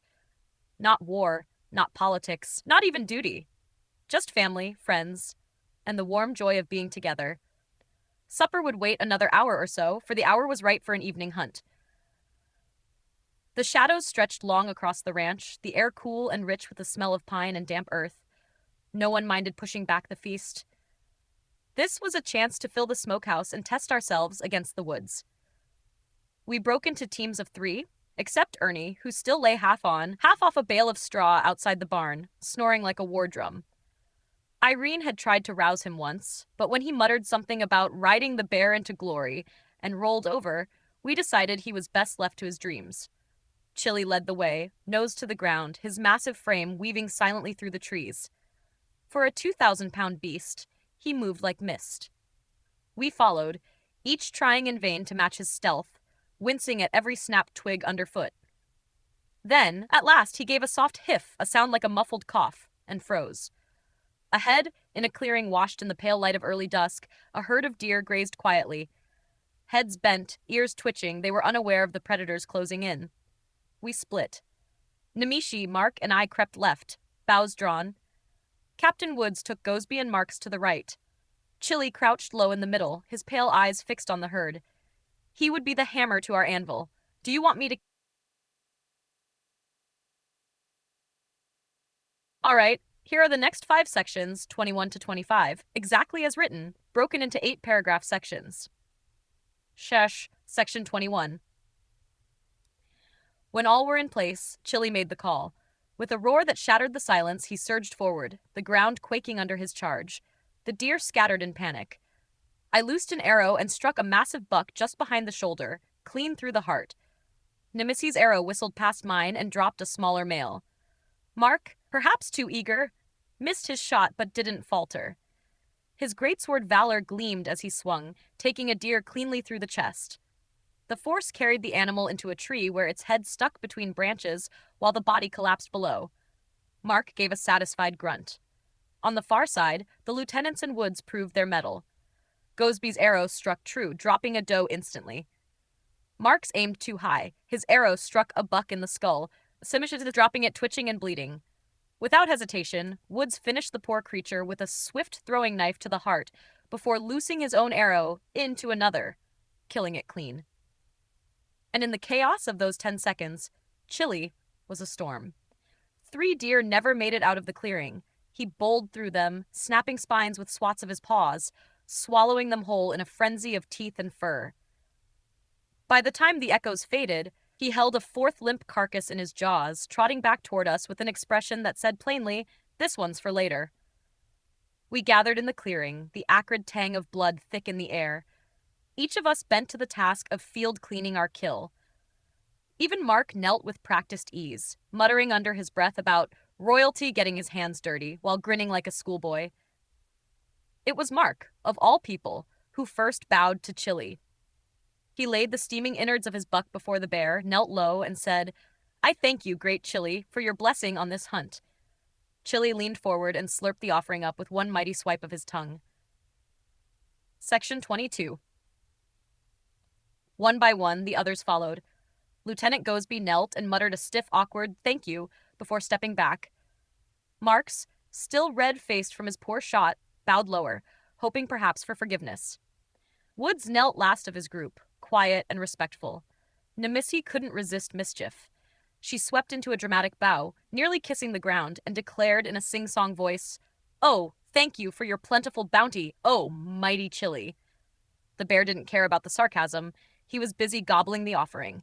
We all laughed anyway, Nimicie's voice carrying over the clearing like a bell. Once the work was done, we tied the carcasses to our magic mounts. The lieutenants, who had no mounts with them, secured theirs to Chili's broad back. He didn't seem to mind, lumbering along with 4 deer swinging like pendulums from ropes across his shoulders. The walk back to the ranch was quieter. The adrenaline of the hunt faded into the peace of dusk, and the stars pricked the sky one by one as we returned to the smokehouse. The deer were hung, the knives cleaned, and tomorrow would be for skinning and cutting. Tonight would be for food and laughter. By the time we washed up, bucket baths at the pump, faces scrubbed raw and clean, the feast was waiting. Mom had outdone herself. Venison stew, fresh bread, roasted vegetables, and enough ale to float a ship. Cindy danced around the table, handing out mugs like a tiny tavern keeper. Ernie finally woke, staggering in from the barn with hay still clinging to his hair and clothes, his face pale from drink. He dropped heavily onto the nearest bench with a groan. "Who let the sun get so bright?" he muttered, clutching his head. Section 23. The table erupted in laughter, even Irene hiding a smirk behind her hand. Plates clattered, mugs clinked, and for the first time all day, everyone sat down together. Family, guards, vizier, and even a very hungover Ernie, to share the warmth of supper under the stars. The talk and laughter stretched long into the night. Where Valdor had slipped off to would be revealed soon enough, but for now no one cared. For now, the world was full of food, drink, and the company of those who mattered most. That completes Chapter 25. Awesome! Here are 5 8-paragraph sections of Chapter 26, continuing in order and preserving your text and tone. Chapter 26. Section 1, 8 paragraphs. At the table, everyone was enjoying themselves. Laughter rolled down the long benches, mugs clinked, and Cindy darted about like a tavern wench in training, handing out bread and refills with a grin. Mark wore his cheer like a borrowed cloak. He joked here, smiled there, even clapped Ernie on the back when he groaned about his hangover. But I knew him too well. His eyes didn't linger on the food, his fingers only picked at bread, and his ale sat untouched. That was enough to tell me something was off. I raised my voice above the din. "Mark, Valdor, my friends." I thumped my mug for attention. "I wish to speak with you about wedding plans, and most importantly, what I want for my bachelor party. Come, let's take a walk." The table erupted in rowdy approval. Dwarves and men alike bellowed about strippers and tavern girls, while Nimicie rolled her eyes and muttered about men being hopeless. Laughing, we slipped away into the cool night, heading behind the barn where the lanterns cast long shadows. Once out of earshot, I stopped and crossed my arms. All right, Anduin, old friend. I know you don't know me the way I know you, but I do know you. And I know when something weighs on your heart. Out with it. Mark hesitated, face half in shadow. Then, with a weary sigh, he walked to a hay bale and sat, elbows on his knees, hands folded. His voice was low, almost ashamed. I miss it, Don. Valdor, I miss it. The battles with orcs, with warlocks, the clash of steel, the sting of danger. I thought this weekend might bring some of that back. The glory, the daring, the honor. He shook his head. But with that huge bear of yours, even against hill grizzlies, there's no danger, no honor, just killing. For what? Meat? A story? Another hide on a wall? I don't need that crap. I want one last time to feel like a man. Valdor and I exchanged a look, then sat beside him. Mark, I said, there's no man more respected than you. Valdor nodded. Every day you shoulder more than any of us. The treaties, the laws, the lives in your care. You do that without lifting a blade. That doesn't make you less of a man. It makes you greater. Chapter 26, Section 2, 8 paragraphs. We spoke then of old campaigns, of hopeless battles and impossible victories, of the times he and his counterpart stood side by side and pulled men from the jaws of defeat. Slowly his face softened. The sadness didn't vanish, but it eased. Thanks, lads, he said at last, standing and brushing straw from his buckskins. I'll be all right. Just need to walk, clear my head. Valdor rose to follow, but I caught his arm. Let him go, old friend. Sometimes even a king needs to be alone with his thoughts. Valdor gave me a look, then sat back down. His eyes narrowed as he studied me. There's something I'd ask you, I said. Anything, Don. If you ever find yourself using magic around Chili, try not to let him see. Since he was cursed by a white mage, he carries a hatred, a fear. He made me promise any magic users we face will be his to kill. Valdor smiled faintly and pointed toward the barn. He can hear you. He's pretending to sleep, but he's listening to every word, and he's proud of you for speaking for him. I blinked, surprised. What's that supposed to mean? Valdor tilted his head as if listening. Then, in Chili's gruff cadence, he echoed, what's that, Chili? Oh, thank you, I think. He chuckled and added, Yes, Don, I can hear him too, and he says he'd never hurt me, no matter how good I taste. Chapter 26, Section 3, 8 paragraphs. I barked a laugh. He doesn't know how you taste, Valdor. He only knows the story of biting your ass off. From the barn came a thunderous snore, long and deliberate. Valdor and I exchanged smiles and headed back toward the glow of the fire and the laughter at the table. Valdor and I returned to the table just as the laughter was rising again. The fire had burned low, its orange glow throwing soft shadows across the yard. Cindy had nodded off in Nimicie's lap, the child's head tucked against her shoulder, as though she had never known danger. It made what was about to happen all the more pressing in my heart. Captain Woods was the first to notice Mark's absence. His eyes, sharp as steel even in the dim light, darted to us. Where's Mark? He asked, his voice a calm command, but the edge of concern was there. Valdor cleared his throat, his tone carrying easily over the noise. Mark is in quiet contemplation at the pond, he announced. Then his eyes narrowed, sweeping the table like a hawk's. And if you value your head, you'll leave him alone. That settled it. The men chuckled nervously, and no one spoke further of it. Ernie, still pale as parchment, growled as Irene poured a steaming cup of coffee into his hands. He slurped it down like a drowning man clutching at air, and the sight broke the tension. Everyone burst into laughter, and soon talk filled the air again, lighter than before. Then Mark returned. He strode into the firelight like a man reborn. His jaw set, valor clutched in one hand. With a sudden crash, he slammed the sword down across the table. The weight of steel rang out like a bell, silencing us all. Even Cindy stirred in her sleep at the sound. Chapter 26, Section 4, 8 paragraphs. Brothers, might I have your ear a moment? The conversation died at once. Tankards froze halfway to lips. Every man, every dwarf, every soul at that table turned to him. Mark's eyes burned with conviction as he stepped behind my father, resting both hands firmly on his shoulders. The good captain here, he began, is the finest hand-to-hand fighter in all of Azeroth.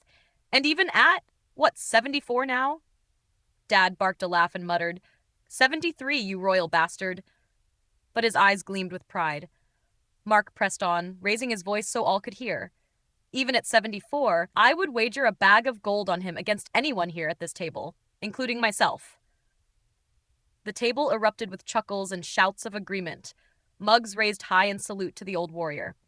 Next, Mark moved to Nimicie, laying his hands on her shoulders with the respect of a commander recognizing a champion. Master Lieutenant Mondor, he said, his voice taking on an almost ceremonial cadence. Not only huntress and king's guard, but she speaks to animals black and is the finest archer in all of Azeroth. Nimicie flushed under the praise, though she tried to hide it by smirking. Still, I could see the way her back straightened, her pride swelling.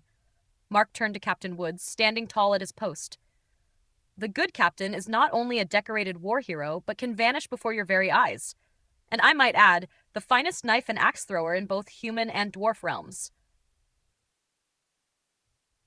Chapter 26, Section 5, 8 paragraphs. Woods gave only the faintest nod, his eyes shining faintly in the firelight, but I could tell he appreciated the words. Mark then moved to the two lieutenants, placing a hand on each of their shoulders. Both these men, Lieutenant Goseby, Lieutenant Marks, are battle-hardened, cock-swinging commandos, private guards of the king himself. I trust them with my life, and so should you. The younger men straightened, chests puffed with pride at the recognition. Next came Valdor. Mark's hand rested on his old friend's shoulder, his voice softening with years of memory.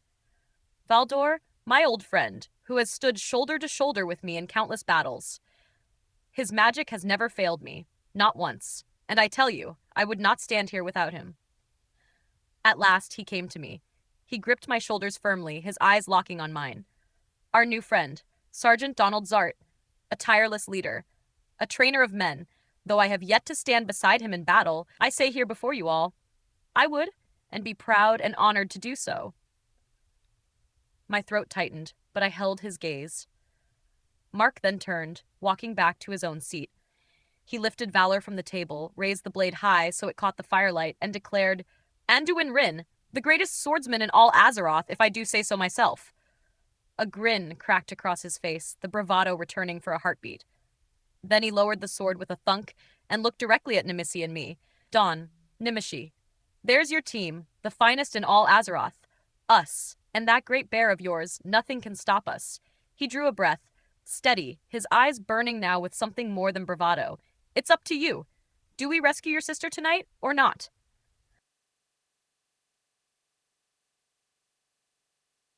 Perfect. Here come the next 5 8-paragraph sections, sections 6 to 10 of Chapter 26, carrying the raid forward. Chapter 26.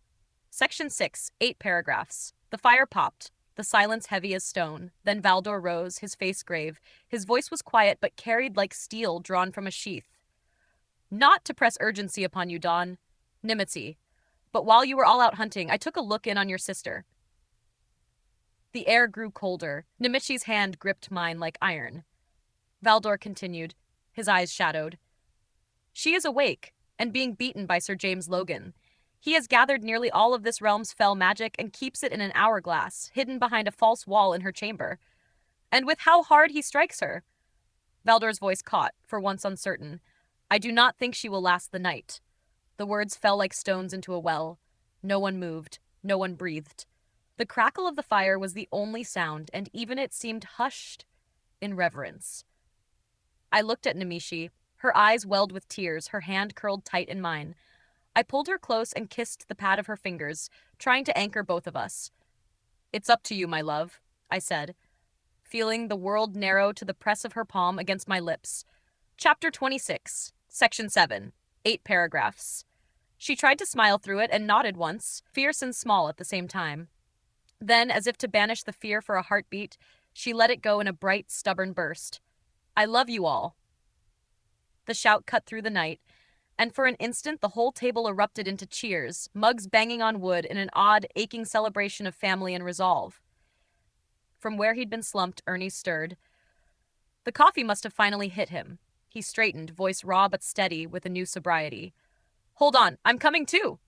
He stood, shook himself like a man waking from a long, tipsy dream. I'll be damned if I let my extended family face something dangerous without me. Just let me splash some water on my face, get my weapons and a fresh uniform, and I'll be right back. No uniform, Ernie. Buckskins.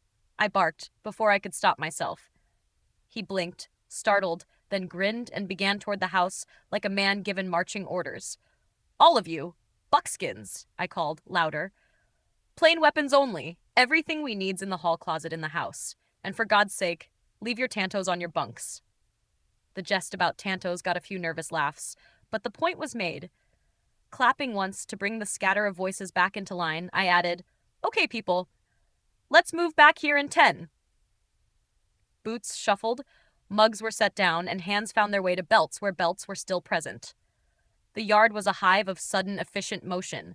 Men re-nabbing straps, Nimicie checking her arrows, Dad straightening his gait like a man finding his old armor. I headed for the barn to get chili. I'd barely reached the door when I saw he wasn't there.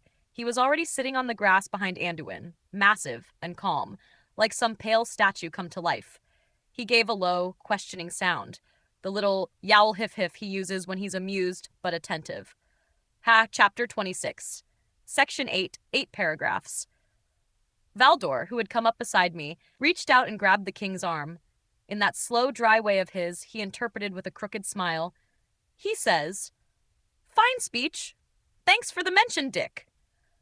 Anduin looked up at Chili, laughed, a sharp, relieved sound, and then put a hand on the bear's broad shoulder in a steady human gesture.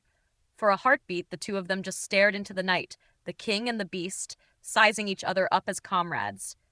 Then he straightened, readjusted his cloak, and ran off toward the house to get ready. We all moved then. Quick, deliberate, a train that needed no conductor. Nimicie squeezed my hand once more, then turned to fetch what she needed. Ernie staggered out of the house an hour later. Or it felt like that long. Buckskins on at last. Weapons secured and a look of determined foolishness on his face that made everyone grin. We were not yet a plan, but we were a company. Mismatched, stubborn, fierce in our loyalty. I felt the weight of that. Heavy, dangerous, precious. Settle into my bones as we readied ourselves. Mom came into the house carrying a long, beautiful wooden box I'd only seen a handful of times in my life. It had that old wood smell. Cedar, oil, memory, and she held it like it was the last thing standing between us and something holy. Anduin, dear, she said, her voice softer than I'd ever heard it when she addressed a monarch. Here be me, father's sword. I'd like ye to use it. It has no markings, and if it did, it'd be dwarf, not human. She opened the box, and there it was, a bastard blade of gold and silver trimming, balanced in a velvet bed. The metal caught the light, not in a roar, but like a whisper. Anduin took it slow, palms cradling the leather-wrapped hilt, and when he lifted it out, he whistled. The kind of sound a man makes when he sees a work he doesn't deserve. The sword was dwarf-made, 500 years old at least, and it felt as if it remembered every hand that had held it.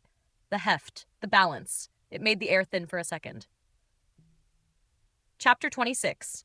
Section 9, 8 paragraphs. General Hammersmith's sword. Oh, sweet Beth, I couldn't, he said, looking at Mom as if asking permission to steal a star. Ye take it, me boy, she answered, steady and sharp. And maybe leave Valor here under my watchful eye. Right here in his box. Anduin glanced down at Valor hanging at his side, the old blade we all knew, heavy with story, and then back at the woman who just offered him her father's steel. He sighed, the kind of breath a man gives when he chooses honor over sentiment. Sorry, old friend, he murmured to Valor, as if the sword could hear. If I fall, you can't be found by the enemy. No, you stay here in peace with this dear lady. He slid Valor into the velvet-lined box with the same care he'd used to lay a man to rest. The lid closed with a soft click. I watched him, hand on his shoulder, and I meant it when I said, Great-grandfather would be proud, my friend. Then I went off to find Nimicie to negotiate a small trade. I found her in the bedroom, changing into fresh buckskins, the dark brown set, moving like she belonged to the cloth. I sat on the bed beside her. Nimicie, my sweet, may I ask a favor? I said. She turned, smiled at me like the entire world was a joke she'd already heard. This is no time for a blowjob, Don, she quipped. Ha! Now I was wondering if you'd trade my net arrow for your explosive head arrow, I asked, laying the plan out like a gambler. Chapter 26, Section 10, 8 paragraphs. You're planning something? She said, suspicious and delighted at once. A backup, I said. Backup to the backup, a Hail Mary in case we need it. She fished the arrow I wanted out of her Saron quiver and handed it to me. Then she put her palm flat against my chest, not letting me go until I handed over the net arrow. I can live with a mismatched set, she told me as she slid the net arrow into her quiver. I can't, however, live with an incomplete set. I laughed and grabbed my best recurve from the peg by our bed, hanging another good recurve in its place for her. Oh, Dawn, I had my eye on that one, she complained, but I just tossed it to her. Best bow for the best archer, I said. And the way she hugged that recurve for a heartbeat told me she meant to break it in properly. When I stepped outside, the cleared picnic table by the barn was already host to the small, ragtag council. A map sprawled across it, lanterns guttering nearby, a stack of plain weapons leaning against the crates. I needed something to hold the corners, something that would stop the map being flapped by the wind. I went with the next best thing, picking up a few flat stones and setting them in place. This will work, I told myself and the map, like a prayer. Ernie came and stood beside me. He looked good. Clean-shaved, sober, in fresh buckskins with a longbow at his shoulder, arrows, a hunting knife at his hip, and most surprising of all, a two-headed heavy axe strapped across his back. I nearly choked on the sight. You, Ernie? An axe? I said, stopping myself from laughing outright. He grinned like a boy with a secret. City Guard teaches short swords, Don, but I find I'm much more effective with a two-handed weapon. Shields feel bulky, useless. He swung the axe lightly to show me how balanced it was. Besides, I find shields more trouble than they're worth.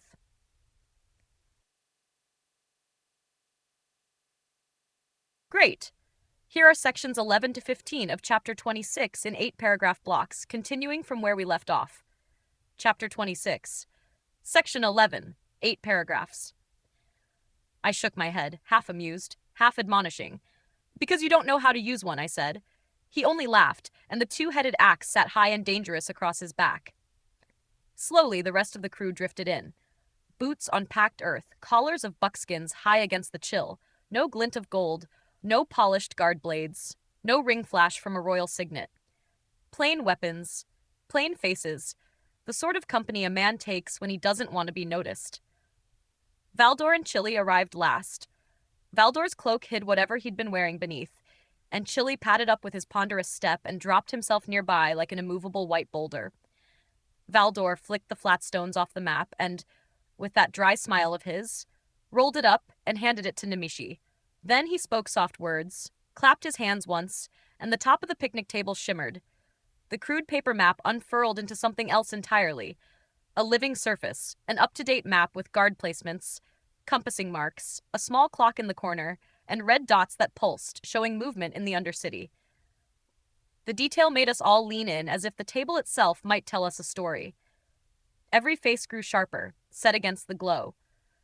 Before we start, I said, taking the 2 porthole pendants from my pouch, Valdor, you get us in. Nimicie, you get us out.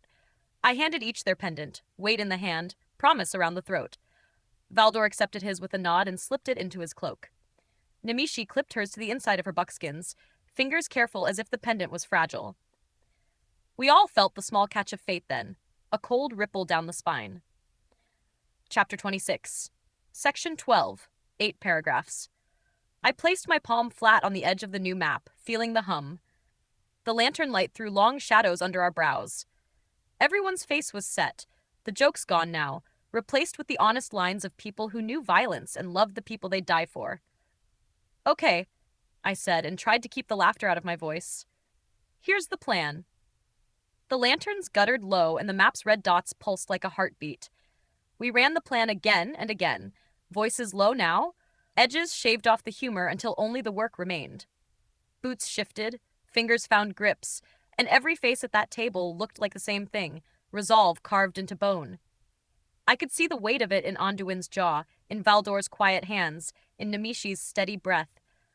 Ernie paced once, twice, then stopped and squared himself as if the motion of his limbs could set his nerves. Chili lay like a white hill behind us, ears twitching, eyes slitted and restless, ready. When he blinked, the whole world seemed to hush. We moved through every corridor of what we would do until the actions fit together like gears. Each man and dwarf and woman at that table had a place. Each had one responsibility that could not be dropped. The map glowed under Nimicie's fingers, and in that light we became a machine of motion, silent, sure, and terrible in the way we meant to be. Then, because there are moments when a plan must be said aloud with no flourishes and no second guessing, I said it plain and loud so none could forget. We went over and over the plan till close to 1 a.m., making sure everyone knew their place and their job for the entire raid. And as I spoke it line for line, I watched them memorize it all over again. Chapter 26, Section 13, 8 paragraphs. Chili, you're our front man. You move quick and silent and take on anything to our front. Nimicie, you guard Chili's ass. Anything, undead, trap, or alarm, you take it out, keep our tank moving straight, silent, and strong. Anduin, Woods, you have left and right hallways and corridors. Take out anything to our sides, guards, traps, alarms. Ernie, you're with me behind Anduin and Woods. We are the backup, the ones to watch everyone's back. Should anything go wrong, we hold the forces at bay while everyone escapes. Lieutenants, you protect Valdor, one behind, one in front. Keep our healer safe to do his job. And of course, Valdor, you use heals and magic shields for everyone. Everyone got the placement? Everyone nodded. Ernie, Nimicie, lieutenants. I don't think any of you have faced the undead before. So I want this very clear. The only way to kill an undead anything is to stab it in its brain, crush its head to paste, or decapitate them. Anything less, and you'll have body parts coming after you. Got that? Again, nods. Too quiet. No, not a nod, I barked. A very loud, very clear, yes, Sergeant! Yes, Sergeant! They thundered. Even Chili added his yowl. Chapter 26, Section 14, 8 paragraphs. Now, Chili, are you going to have a problem going through magic portholes? Yowl, hiff, hiff. Nimicie touched my arm, listening as always. He says, though magic scares the shit out of him, he'll do it. For you. For family. I smiled despite myself, meeting Chili's dark eyes. Good lad. I looked around one more time. Every weapon was checked, every arrow sharp, every blade ready. No fancy steel, no polished guard banners, just buckskin, plain bows, and grit. It was the kind of company I'd always trusted most. Okay, as little talk as possible from here on out. Hand signs only. Let's move. Silence fell after that, tight and necessary. We packed up the map. The pendants were tucked away beneath buckskins, and every last scrap of metal that might give us away was hidden or padded over. A dozen small rituals followed, checking straps, testing pouches, whispering a name to yourself. Then the company rose as one and melted into the shadows, the click of boots swallowed by the wind. Chapter 26, Section 15, 8 paragraphs. We all lined up in our places, every man, woman, and beast where they were meant to be. Only Valdor stepped ahead, out in front of all of us, 20 feet from the table where we had been planning just minutes before. The air was still, the ranch gone quiet behind us, as if even the night held its breath. Valdor closed his eyes. He stood there motionless for a moment, the pendant raised in his hands like a priest with a relic. The glow of it lit his face from below, sharp angles carved deeper by shadows. Then, with a sudden motion, he smashed it against the ground. The earth shuddered. With a crack like stone splitting, there shimmered into existence a porthole, 10 feet by 10 feet, a swirling wound in the air that looked like it led straight into the bones of the world. The stench of damp, mold, and rot rolled out of it. Chili went through first. The bear paused at the edge, muscles taut, giving Valdor a long sideways look. It was as clear as speech. I'm trusting you. Don't let me down. Valdor nodded once, grim and solemn, and Chili plunged through, white fur vanishing into darkness. Nimicie was next, bow ready, an arrow already knocked, her jaw set with the kind of strength only family can summon. She stepped through without hesitation. Anduin and Captain Woods followed, blades drawn and eyes sharp.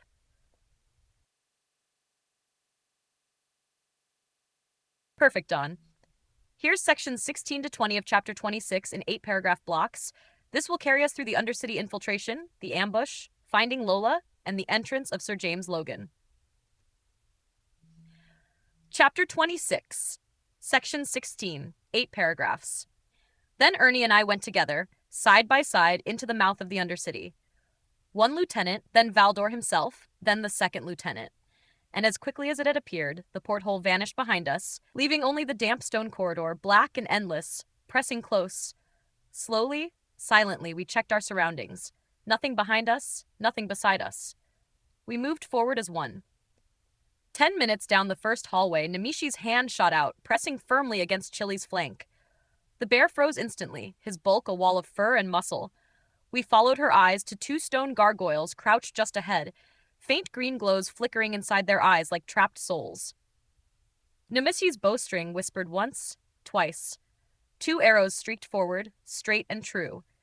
Each found its mark, burying deep in glowing sockets. The gargoyles fizzled, their magic bleeding out in thin streams of smoke, stone husks collapsing lifeless. Anduin and Woods stepped forward silently, retrieving each arrow, and passed them back into Nimicie's waiting hand. She slid them into her quiver without a word, her eyes never leaving the dark ahead. The hallway split then, branching left and right, the center continuing deeper. Nimicie pressed Chili's flank again. He froze, and she pointed to the split. Anduin and Woods crept forward, silent shadows in buckskin, blades raised. Chapter 26, Section 17, 8 paragraphs. They reached the mouth of the split, glanced at each other once, and mouthed in unison. 1, 2, 3. They turned quick, swords flashing in the dim glow, steel whispering through air. Heads toppled before bodies even fell. 4 guards dispatched in a heartbeat. With precision born of endless training, each man caught his fallen opponent and lowered the corpse gently to the ground. No sound, but the faint scrape of boots.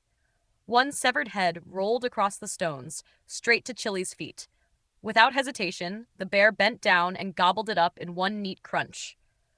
Ernie grinned, trying not to laugh aloud, and jabbed a thumb toward the bear, his shoulders shaking in quiet mirth. I kept my face stern, met his eyes, and pointed 2 fingers from mine to his, then forward. Eyes on the work. He nodded, stifling the laugh, and we pressed on. The Undercity felt alive. Every shadow was a threat, every draft a whisper of something watching. We moved like water, flowing, silent, relentless. And when danger struck, it was sudden. From the floor between Ernie and me, stone cracked and an undead guard surged upward, clawing for us. Without a breath of hesitation, Ernie's blade came down. One stroke.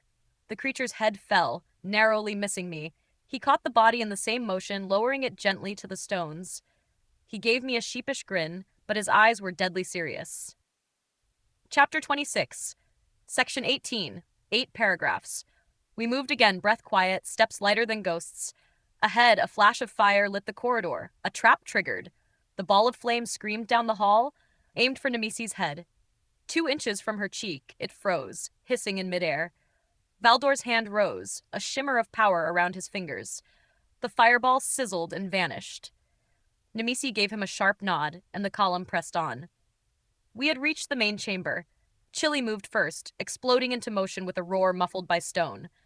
4 guards outside the chamber never had a chance. They were nothing but broken bodies in the blink of an eye, white fur and red ruin filling the doorway. With Chili holding the entrance, we slipped inside. The chamber was vast and cold, shadows pooled in every corner. And in the center, Lola. She was slumped in a chair, tied, her face battered, her body beaten. Blood streaked her, bruises blackened her skin. Nimicie gasped, sharp and ragged, and we shushed her in unison. Valdor ran forward, dropping to his knees, his hands hovering over Lola's head. Pink light spilled from his palms, soft as dawn, as he muttered words older than stone. Anduin knelt to untie her, working quickly but gently. Nimicie collapsed beside her sister, clutching her hand, whispering her name. The rest of us fanned out, sweeping the chamber. Nothing, just silence, heavy and wrong. Chapter 26, Section 19, 8 paragraphs. We regrouped in the center, every eye fixed on the broken girl. Lola stirred. A breath, a flicker of her eyes. She opened them, groaning softly. Valdor pulled his hands away, sweat dripping down his brow. Her bones are not healed, but she's not bleeding inside or out. She can move with no pain, he whispered. Nimicie hugged her sister tight, both of them crying, relief shaking them. Then, a voice, huge, everywhere. Finally, I knew you'd come. The air exploded. A wall of wind, or force, or both, slammed into us, lifting us off our feet. We crashed against the far wall, 3 feet above the ground, pinned as though giant hands pressed us there. I struggled, teeth gritted, but couldn't move. None of us could. From the air itself, a porthole bloomed. Chapter 26, Section 20, 8 paragraphs. and through it stepped Sir James Logan, Sir Kabi's right hand. Tall, cold, his eyes burning green. He grinned, and the chamber itself seemed to shrink. I knew you'd come, Nimicie Mondor, and bring the good sergeant too, but you're too late. He raised a hand. The stone wall groaned and slid aside. Behind it stood an hourglass, floor to ceiling, pulsing with sickly green glow. The fell magic of an entire realm, imprisoned and waiting. I have already collected all the fell magic of this realm for my master, Logan sneered. So first, I'll deal with the lot of you. Then my master will collapse this realm, leaving nothing alive. He turned his burning eyes on us, raising both hands. Green swirls of magic coiled and screamed around his fingers. Goodbye, everyone.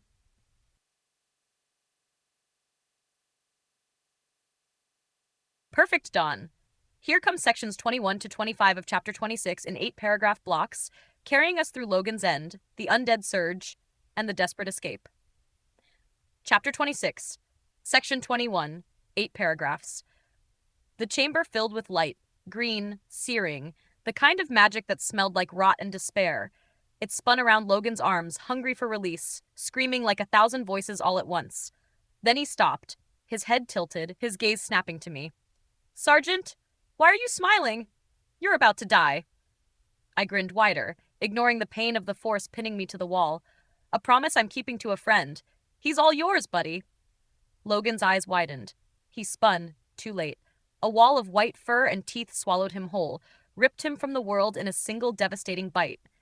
His scream was cut short at the boots. Only the bloody stumps of those boots remained on the stone floor, smoking faintly in the fell glow. The force field collapsed at once. We fell hard, a dozen bodies slamming into stone, the breath driven from our lungs. For a heartbeat, there was only silence. Then the world erupted.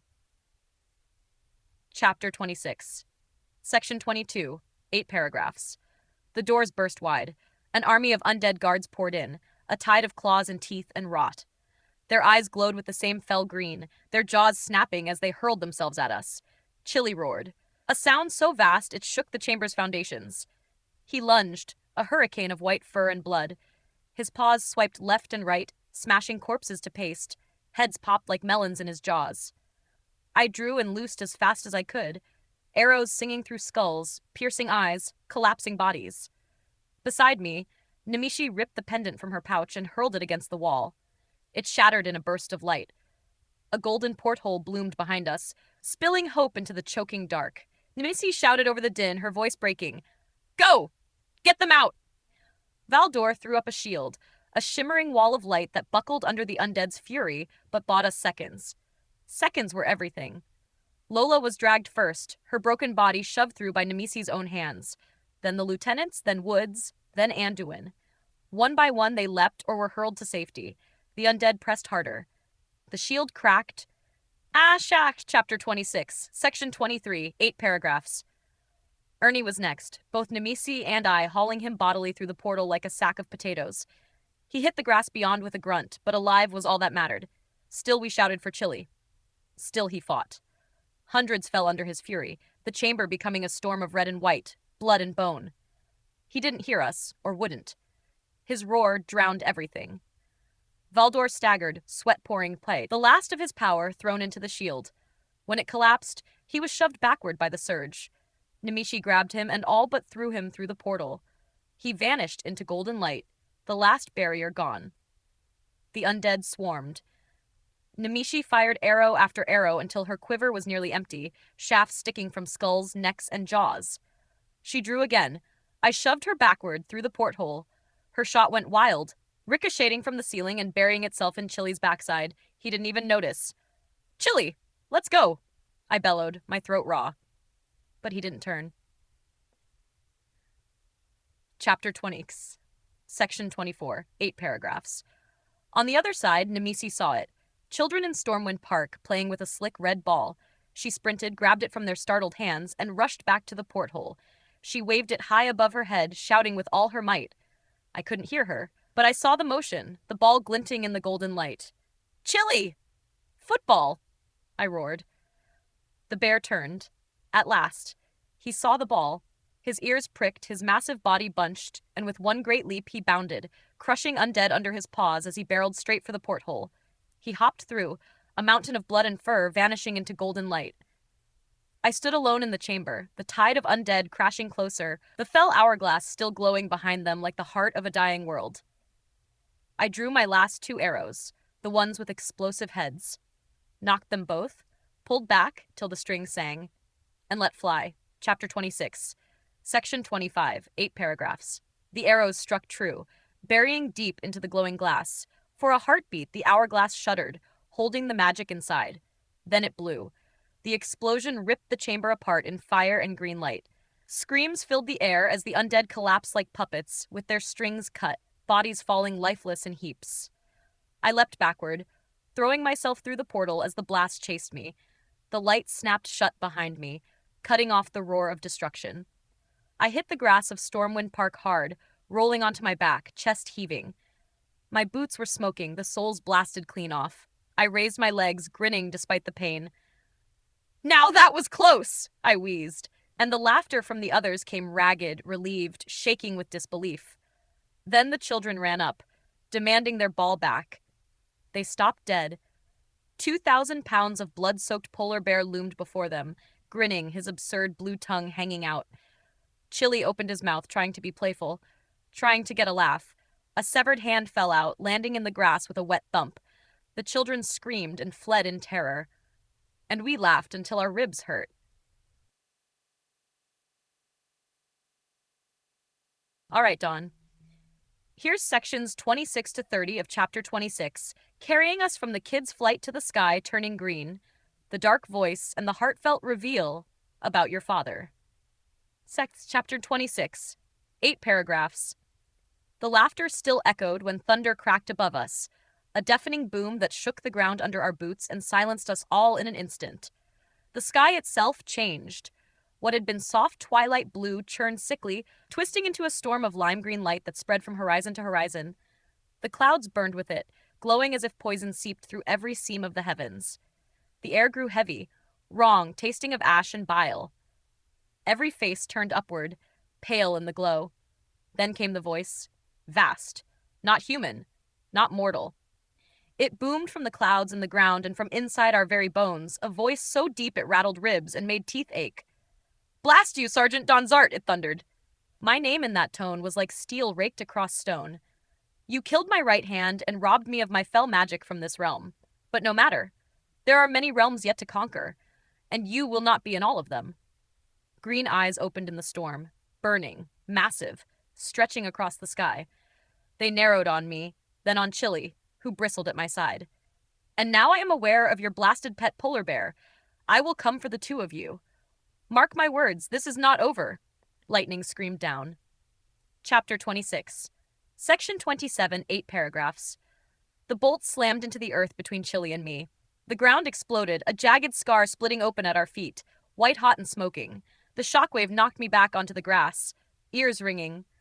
Dust and ozone filled my lungs, bitter and sharp. Chili roared in fury, not fear. His massive frame crouched low, teeth bared. His blue tongue flicked as steam poured from the gash in the earth. He was ready to tear the sky itself apart if it came closer. Everyone froze. Nimicie clutching Lola tight, Valdor pale and wide-eyed, Ernie gripping his axe with white knuckles, Anduin steady but grim, Captain Woods with blades half-drawn, the 2 lieutenants hovering like hawks. The green storm above lingered, those eyes watching. And then, as sudden as it had come, the light faded. The clouds dissolved, rolling back like smoke. The sky returned to blue, peaceful, mocking, as though nothing had ever happened. Only the burned scar in the grass and the acrid stink of magic remained. The silence was worse than the thunder. Chapter 26, Section 28, 8 paragraphs. My hands still shook when Nimicie seized me. Her lips pressed against mine, fierce and desperate. It wasn't the soft kiss of love, it was fire, a vow, a battle cry in the shape of a kiss. When she pulled back, her forehead pressed to mine, she whispered, hoarse and shaking, "We'll get him, Don. We'll get him." I held her tight, one hand on her back, the other cupping her cheek. I wanted to believe her. I wanted to hold on to that certainty. But even in her arms, my mind spun. I turned, scanning the faces of those around us. Mark, grim and silent, my grandfather's sword clutched in his hand. Valdor, his staff trembling faintly, drained from the healing and the fight. Ernie, sweat shining on his brow, but steady now, no tremor in his stance. Woods and the lieutenants, grim as stone, weapons ready if the sky opened again. The people who stood with me were the strongest I'd ever known, but fear still lingered in the pit of my gut. Something felt missing. "Where's my father?" I asked, voice harsh, sharper than I intended. The words cut through the silence like a blade. Chapter 26, Section 29, 8 paragraphs. Anduin stepped forward, his eyes lowering as if bracing himself. He placed a hand on my shoulder, solid and warm. "He wanted to be here, Don," the king said softly. "He wanted to stand at your side." The words should have been a comfort, but dread knotted my chest. "Then why?" Anduin's voice dropped lower, and for the first time that night, the steel of a king gave way to the gentleness of a man.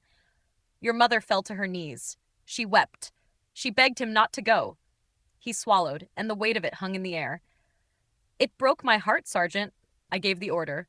"I told him to stay at the ranch to protect her, to protect Irene. If you must blame anyone, blame me for not letting him come." The others stood silent, the firelight flickering across their faces. Even Chili seemed to pause, his great head bowed as though listening. For a moment, the burden of duty, love, and war pressed against my chest until I could hardly breathe. Then I nodded. I reached up and gripped Anduin's hand harder against my shoulder. "You did the right thing, Your Majesty," I said, forcing the words through the lump in my throat. "I'll never fault you for that." Chapter 26, Section 30, 8 paragraphs. Anduin's shoulders eased just slightly. He gave me the kind of smile that belongs only to men who've shared blood and fire. Around us, the company began to breathe again. Nimicie pressed into my side, her arm wrapped tight around mine. Lola leaned against her, fragile but alive. Woods barked an order to the lieutenants just for the comfort of hearing discipline. Ernie finally sat, wiping sweat from his brow, muttering about ale after all this. Valdor simply stared into the scar burned in the grass, his eyes haunted but calculating. He'd already begun thinking of what this new threat meant. And behind us, Chili shook himself, sending blood and dust spraying from his coat. His blue tongue lolled out, ridiculous and comforting, even as the stench of gore lingered. He looked at me with those pale eyes, steady, loyal. The night was not ours. The war was not over. The sky itself had promised worse to come, but for this moment, we were alive. I drew Nimicie closer, breathed her in, and let the warmth of my companions sink into my bones. Whatever waited ahead, we'd face it as we always had, as family. That closes Chapter 26. Perfect. Thanks for laying this all out so cleanly. Here's Chapter 27, Dearly Beloved, broken into 8 paragraph sections, 5 sections at a time, so you can easily build the full closing chapter with pacing and weight. Chapter 27, Dearly Beloved. Section 1. Anduin insisted we stay in the palace for a few days while he prepared a proper ceremony. He told us straight that everyone in the party was going to receive the HMMH, His Majesty's Medal of Honor, and he would not hear another word about it. The king's decree was final, and not even I was going to argue against it. Those days in Stormwind passed like a dream. After all we had been through, the wounds and the battles, the fear and the blood, it felt strange to be pampered like nobles. Feasts filled with laughter, speeches echoing in the great halls, and all the while the people and palace of Stormwind cautiously adjusting to a 2,000-pound polar bear who followed us like a great white shadow. Chili quickly became the center of attention. Children adored him, especially when they coaxed him into Chili's football in the palace gardens, squealing with delight as the giant bear galloped after the slick, heavy red ball, the game becoming legend before it was even finished. Nobles and guards alike gathered to watch, laughing in spite of themselves. For the braver sort, there was Bucking Bear, a royally padded ring built proper for anyone daring, or foolish, enough to climb onto Chili's back and test themselves against his twisting, stomping power. Few lasted long, none lasted longer than Nimicie. The next few days flew by in a whirl of celebration and ease. Anduin, not one to do things halfway, had my mom and dad brought into the palace. Irene came too, and Lola's husband Lepro. All were treated like royalty, enjoying the kind of pampering none of us had ever imagined. The king himself picked up every expense. Mom and Irene threw themselves into palace shopping with the kind of energy only dwarven women can muster, while Dad trailed behind with his usual patience, quietly amused. Section 2. Meanwhile, Lola was spoiled under Valdor's care, wrapped in silks, healed in body and spirit, and taken about the city in carriages like a visiting queen. Across the Allied territories, word of our victory spread, and when we were taken out on rides across the lands, the people clapped and cheered. Faces smiled, flags waved. The war was not over, but for once, hope was visible. The days blurred into one another, laughter, applause, and a sense that maybe, just maybe, we had earned a little peace. On the day of the ceremony itself, the day meant to celebrate the freedom of the realm, I found myself unable to sit inside. While the palace hummed with preparations, I slipped away, needing quiet, needing space. Nimicie eventually found me in the Yard of Heroes, Stormwind's graveyard. I sat on a stone bench under the looming figure of a statue, the statue of my former self. The stone sergeant Don Zart stood eternal, carved in the pride and posture of youth. Chili snored softly in the grass behind me, his great belly rising and falling with the ease of a beast who trusted the ground beneath him. Section 3. There you are, Nimicie said, as she came up behind me. Her voice was soft, but with that touch of scolding that told me she had been looking for me for a while. I've been looking for you too. What are you doing here? She sat beside me, her warmth pressing into my side, and laid her head on my shoulder. I stared at the stone face before me, and finally spoke, fulfilling a promise I made to my father the night we first met again. Her hand slipped into mine, fingers tightening, and I let out a long sigh. Funny, I said after a moment, looking up at the stone likeness. I don't remember ever looking that young. I gave Nimicie back her hand and rose, walking slowly to the statue. Standing at its base, I lifted my hand in a crisp salute. The old instinct came back without thought. My voice caught, but I forced it steady. Sergeant DonZart, I said, the words echoing in the quiet yard. Thank you for your service. But your watch is over, and mine has just begun. Section 4. I lowered my hand, then placed it flat against the cold stone of the grave marker. Go in peace, my boy. Turning back, I saw Nimicie watching me with tears in her eyes, her lips curved into the kind of smile that carried both pride and love. I held out my hand, and she took it gladly, rising to her feet beside me. Come on, Chili, I called, glancing back at the bear. He opened one eye, yawned, and lumbered up to his full height. We've got a ceremony to get to. And together, we walked out of the graveyard. The past behind us, the present in hand, and the future waiting just ahead. The palace had never looked so grand. The banners of Stormwind hung from every arch, polished brass gleamed in the torchlight, and the long hall was packed shoulder to shoulder with guards, nobles, and guests. The air itself seemed to shimmer with anticipation. Section 5. We were dressed to the nines, every last one of us. Sunday best, or full uniform where it counted. Nimicie wore her formal King's Guard dress blues, polished until they glowed, her braid neat and perfect down her back. Ernie had managed to scrape himself into a crisp, clean set, the big man looking surprisingly sharp when he wanted to. The two young lieutenants stood stiff as boards, nerves showing in the tightness of their jaws. Captain Woods was a picture of discipline, medals glinting across his chest.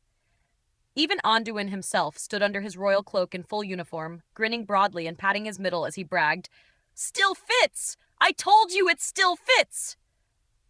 His laughter rang out across the chamber, disarming in its warmth. The ceremony began with the sounding of trumpets, and Major Boyd in full dress marched to the center of the hall. His voice carried like thunder. Sergeant Donald Jonathan Zart, front and center. The hall fell silent as I walked to the throne. My boots echoed on the stone floor, the weight of every eye pressing on my back. I stood tall before the king, pulled the scroll of citizenship from my breast pocket, and held it out. Do you want me to continue with the next 5 sections, 6 to 10, right now, Don? Perfect. Here's the next 5 sections, 6-10 of Chapter 27, Dearly Beloved. Still in 8-paragraph sections, keeping flow, detail, and your words intact while stretching for drama and pride. Section 6. Anduin took it with both hands. For a moment, he looked at it as though it weighed the world. Then, to the gasps of the crowd, he tore it in two. The rip seemed to echo like thunder. DonZart, he declared, his voice booming with authority. You will not be called a guest or a foreigner again. From this day forward, you are a full citizen of Azeroth, with all the rights and responsibilities of one born here. The crowd erupted, cheers filling the hall. I stood stunned, my throat tight, and saluted the king with a trembling hand. Then Major Boyd's voice cut the air again. Attention! Guard! The response thundered back, not from a few, but from the entire palace. King's Guard! Major Boyd unrolled a long scroll, his voice carrying through the stone chamber. The following are to present themselves before the throne, to face the crowd, and stand at attention. Lieutenant Gosby, Lieutenant Marks, Cadet of the King's Guard Academy, Ernie Davis, Master Lieutenant Nimicie Mondor, Chili Zart, Sergeant Donald Jonathan Zart, Captain Robert Woods, Grand Vizier Valdor, and His Majesty, Major Anduin Rain. Front and center, please. Section 7, we lined up before the throne, the light glinting off buckles, steel, and eyes that had seen too much. Behind us, the entire palace was hushed, waiting. For heroism, Boyd began, unrolling the scroll further. For bravery in raids that rid this realm of fell magic. For service above and beyond duty, and for the sacrifice of blood, sweat, and soul, the following stand before you to receive His Majesty's Medal of Honor. A wave of applause rolled through the hall as Major Boyd's voice thundered on. One by one, the deeds were spoken, battles fought, dangers faced, the victory at the Undercity. Each of us, in turn, was called forth and honored before the throne. When he reached Chile, the crowd gasped as attendants came forward with something extraordinary. A massive custom-made Kingsguard collar of rich blue leather, sheep wool lining the inside for comfort, the HMMH fixed proudly into the front. Chili sat up tall, puffed his chest, and allowed the collar to be placed around his thick neck. He looked utterly regal, and the crowd roared its approval. The bear tilted his head, tongue lolling just enough to get a laugh from the children, but there was no mistaking the pride in his eyes. Section 8. Then Major Boyd came to me. His voice faltered slightly as he raised his eyes to the king. But before he could continue, Anduin lifted a hand. Hold, Major. This one is special. The king turned his gaze to the crowd. This medal will not be pinned by me. It will be placed by the man who taught Sergeant Zart what honor and service mean. Captain Jonathan Zart. Step forward. From the crowd, my father stepped out in his finest uniform. His hands shook as he came to me, and for a long moment we just looked at each other. Pride shone in his eyes, and my throat closed so tight I could hardly breathe. At the king's nod, my father pinned the medal onto my chest. His fingers lingered, brushing the fabric, and his eyes brimmed with tears. I had never seen him so proud. Then Anduin smiled, that rare, boyish grin breaking through His Majesty. And I'll tell you all this. I've always thought of Captain Zart as a father as well, so I ask as king that he pin this medal on me too. Section 9. The hall erupted in laughter and claps as my father turned, bewildered but smiling, and pinned the medal on the king himself. When the last medal was placed, the applause was deafening. A hall of guards, nobles, and guests rose as one in honor. Anduin raised his hands, calling for silence. Sit, my friends, all of you, all but two. Sergeant Don Zart, Master Lieutenant Nimicie Mondor, remain standing. And you, Valdor, stand by me. Confused, Nimicie and I stepped forward, hands brushing as we faced the king. Valdor stepped into place beside him, his eyes shining with a secret. The king's voice softened. Valdor, you may begin. Valdor turned to us, taking our hands, placing Nimicie's upon mine and clasping them together. He cleared his throat, and for the first time in days his voice was tender. Dearly beloved, we are gathered here this day to join this man and this woman in holy matrimony. Section 10. The words crashed over us. A wedding. Right here. Right now. My heart lurched, and Nimicie's eyes went wide. We had no idea this was coming. No clue. But the joy that surged through me at those words was like a flood. The ceremony continued. Valdor speaking solemn vows, Nimicie's hand trembling in mine, the hall utterly silent except for his voice. Anduin himself stepped forward, smiling with something mischievous in his eyes, and presented a velvet case. From me to you both, he said, opening it to reveal 2 rings, black onyx bands, each carved with an ivory polar bear's head. A gift to bind you in marriage and to bind you always to this family and this kingdom. My hand shook as I slid the ring onto Nimicie's finger. She was crying openly now, tears of joy falling fast. She placed mine with shaking hands, her lips trembling with words she couldn't say. "You may kiss," Valdor intoned. And we did. Long, slow, full of everything we had fought for and everything we had nearly lost. The hall cheered, voices rising like thunder, clapping and stamping feet echoing through the chamber. For a moment, all the world was perfect. Then the doors burst open. A page, wild-eyed and breathless, staggered into the hall. "The Orc Armada has invaded Booty Bay!" "Don, do you want me to continue?" "All right, Don. Here we go. The final 5 sections, 11 to 15 of Chapter 27, Dearly Beloved. This ties it all up with the Dear Reader ending you wrote and stretches it for impact, pride, and that last cinematic sweep." Section 11. Now, dear reader, I leave you with a picture in your mind. The hall was still ringing with the page's cry, but there was no hesitation. Not among us, not among the people of Stormwind. In that heartbeat, every step of the journey behind us, every scar and every triumph, drew into sharp focus. This was no longer a feast, no longer a wedding. It was a call to arms, and every man, woman, and bear in the room answered it without words. At the center of it all, I stood with Nimicie at my side, her dark braid flying as she gripped her bow tight, her new ring gleaming even in the torchlight. Her eyes, still wet with tears of joy, now burned with fire. She was ready. Section 12. To her right, Ernie Davis, no longer the half-drunken farmhand, but a soldier reborn, his heavy axe strapped across his back, ready to cleave through anything that dared stand in our way. His jaw was set, his eyes bright, and though his steps were steady, I knew his heart beat like a drum. On my left stood Valdor, staff in hand, his eyes already alight with quiet fire. He had seen more centuries than the rest of us combined, yet at that moment he looked as fierce and youthful as any warrior in the hall.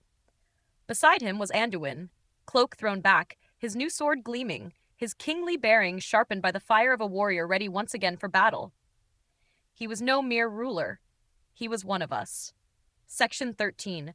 Behind me came a low rumble, the earth itself seeming to quake as Chili padded forward, ivory fangs bared, his new collar shining like a crown.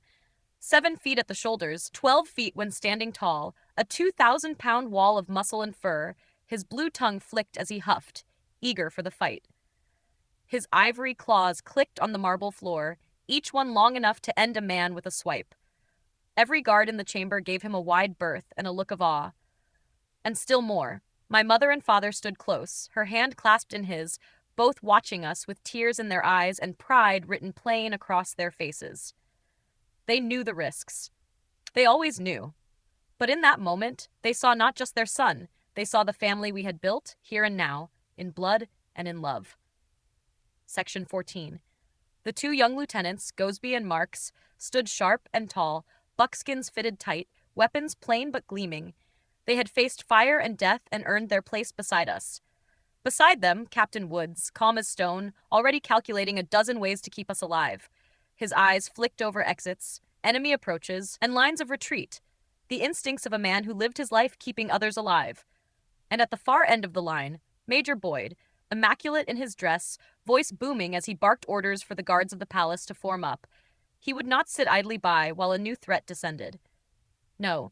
He marched at our side, his chest swelling with the same pride that filled us all. Section 15.